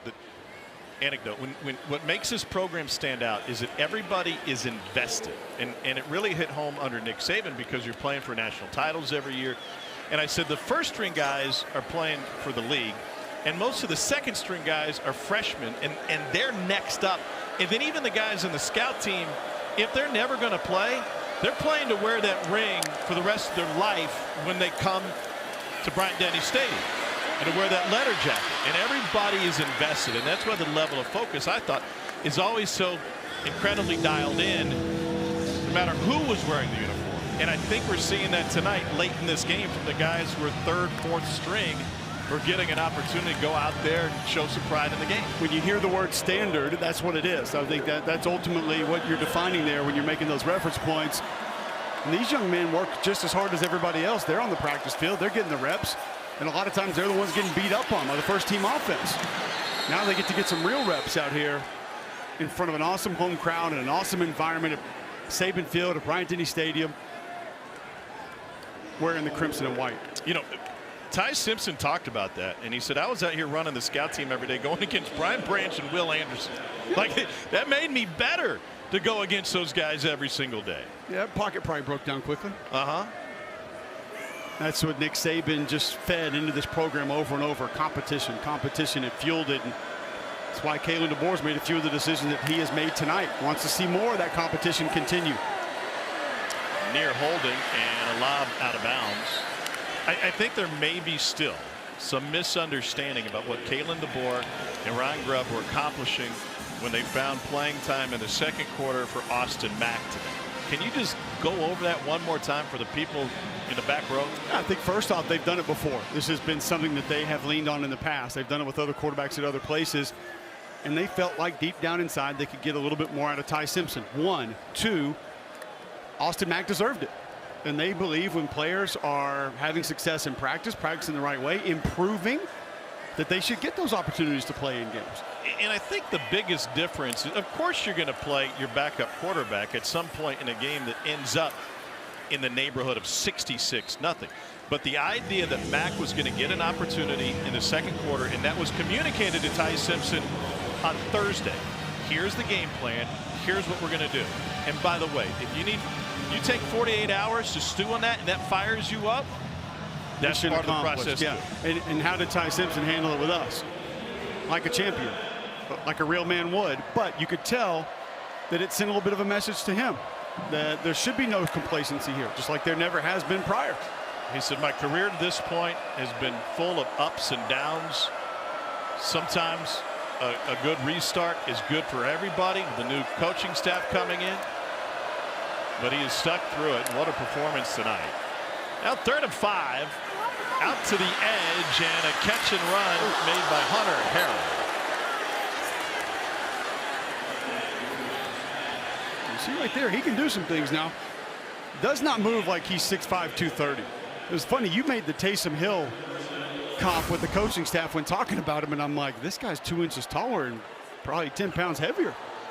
But he moves in a similar fashion. He Swiss Army knife is what Brian Vincent called it. I didn't have hurdles on his resume, though. That's something new. And the Graves going deep, looking for the end zone. It is knocked away. It's Cam Calhoun in on another play as Bama tries to preserve the shutout. Unfortunate there that ball may have been a little bit late because had a step on the way to the end zone. Couldn't come down with it, but 66-0. As you stated, this is probably what, the 4th or 5th play in Alabama territory tonight for the Warhawks? Yeah, 5th. And now it's Landon Graves, who's taken over quarterback, 3rd-year sophomore out of Monroe. 3 attempts last week against St. Francis. He also saw the field against Texas last year, then the #1 team in the country. Ball came loose. Bama's got another takeaway.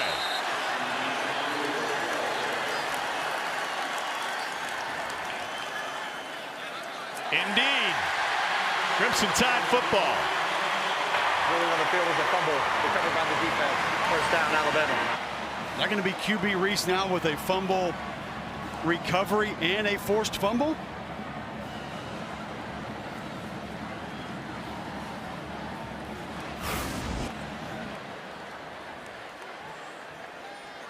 Yep. 36 coming in there, popping that thing out. His dad's here in attendance tonight from West End High School. His dad was a top 10 player in the state, top 10 basketball player in the state as well. The athleticism runs in the family. His dad could have been an elite basketball player, came to Auburn as a wide receiver, ends up playing defensive end, made some big time plays. I know he's a proud dad sitting in the stands right now watching his son succeed in an Alabama uniform. And Kane Womack loves it as well. First and 10. A.K. Deere trying to break free. By the way, since 1996, Alabama has only had 2 players throw multiple touchdowns in a game 3 times. Jalen Hurts, Tua Tagovailoa did it 3 times, 17 and 18. Our research does not show any instances of 3 players accomplishing it in the last 30 seasons. Ty Simpson 3 touchdowns, Austin Mack 2, Keelan Russell 2. This is 2-minute timeout. Timeout.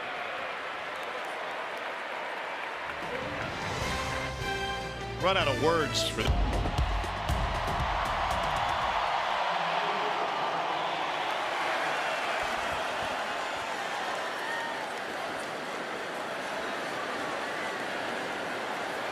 I think Nick Sheridan's going to have a lot to like in the film.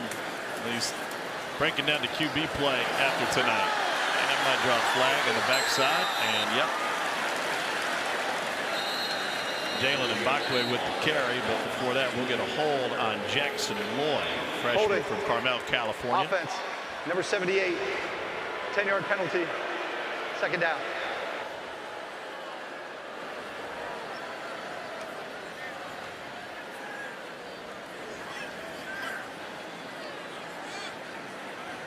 You're a young offensive lineman. You're getting there trying to make a play, trying to make a block. Don't get a ton of opportunities.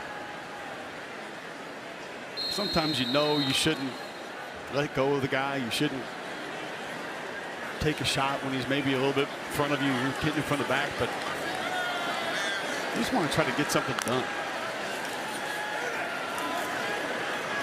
A.K. Deere again. Well, Wisconsin's coming to town, and it's not your uncle or even your big brother's Wisconsin, what they have been historically offensively. More in line with numbers-wise, how often Kalen DeBoer wants to sling it around and put it in the air. Well, they've gone back to a little bit of what they were traditionally. Jeff Grimes, who's been at Baylor, now the offensive coordinator, getting away from a little bit more of the air raid style offense, and it'll be a lot of stretch play, which you had to prepare for ULM here. So there will be some carryover in prep from this week to next week, specifically on defense. And a break free for A.K. Deere. He's in. Touchdown, Alabama.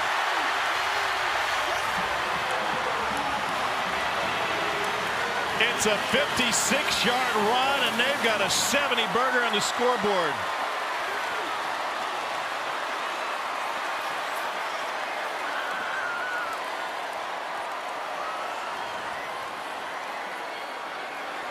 Couple nice pulls there. Big Olas from Finland. We saw William Sanders earlier come in on the jumbo package. He pulls around with a nice kick out block.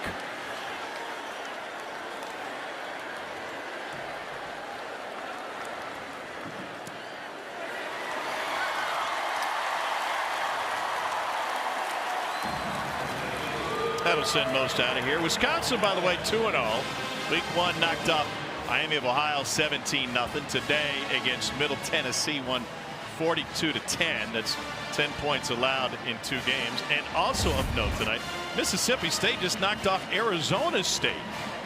First win again. They're tearing down the goalposts in Starkville. They had an SEC game last year. They needed to celebrate. It's fine. And they hadn't beaten a ranked team as an unranked squad since you were in high school. They're also leaving with the goalpost. It's going to the Vandy junction. vibes there. Yeah. That's a massive win for Jeff Lebby, by the way. One that he needed. That's a signature win for him. Blake Shapen, a nice game. Big throw late.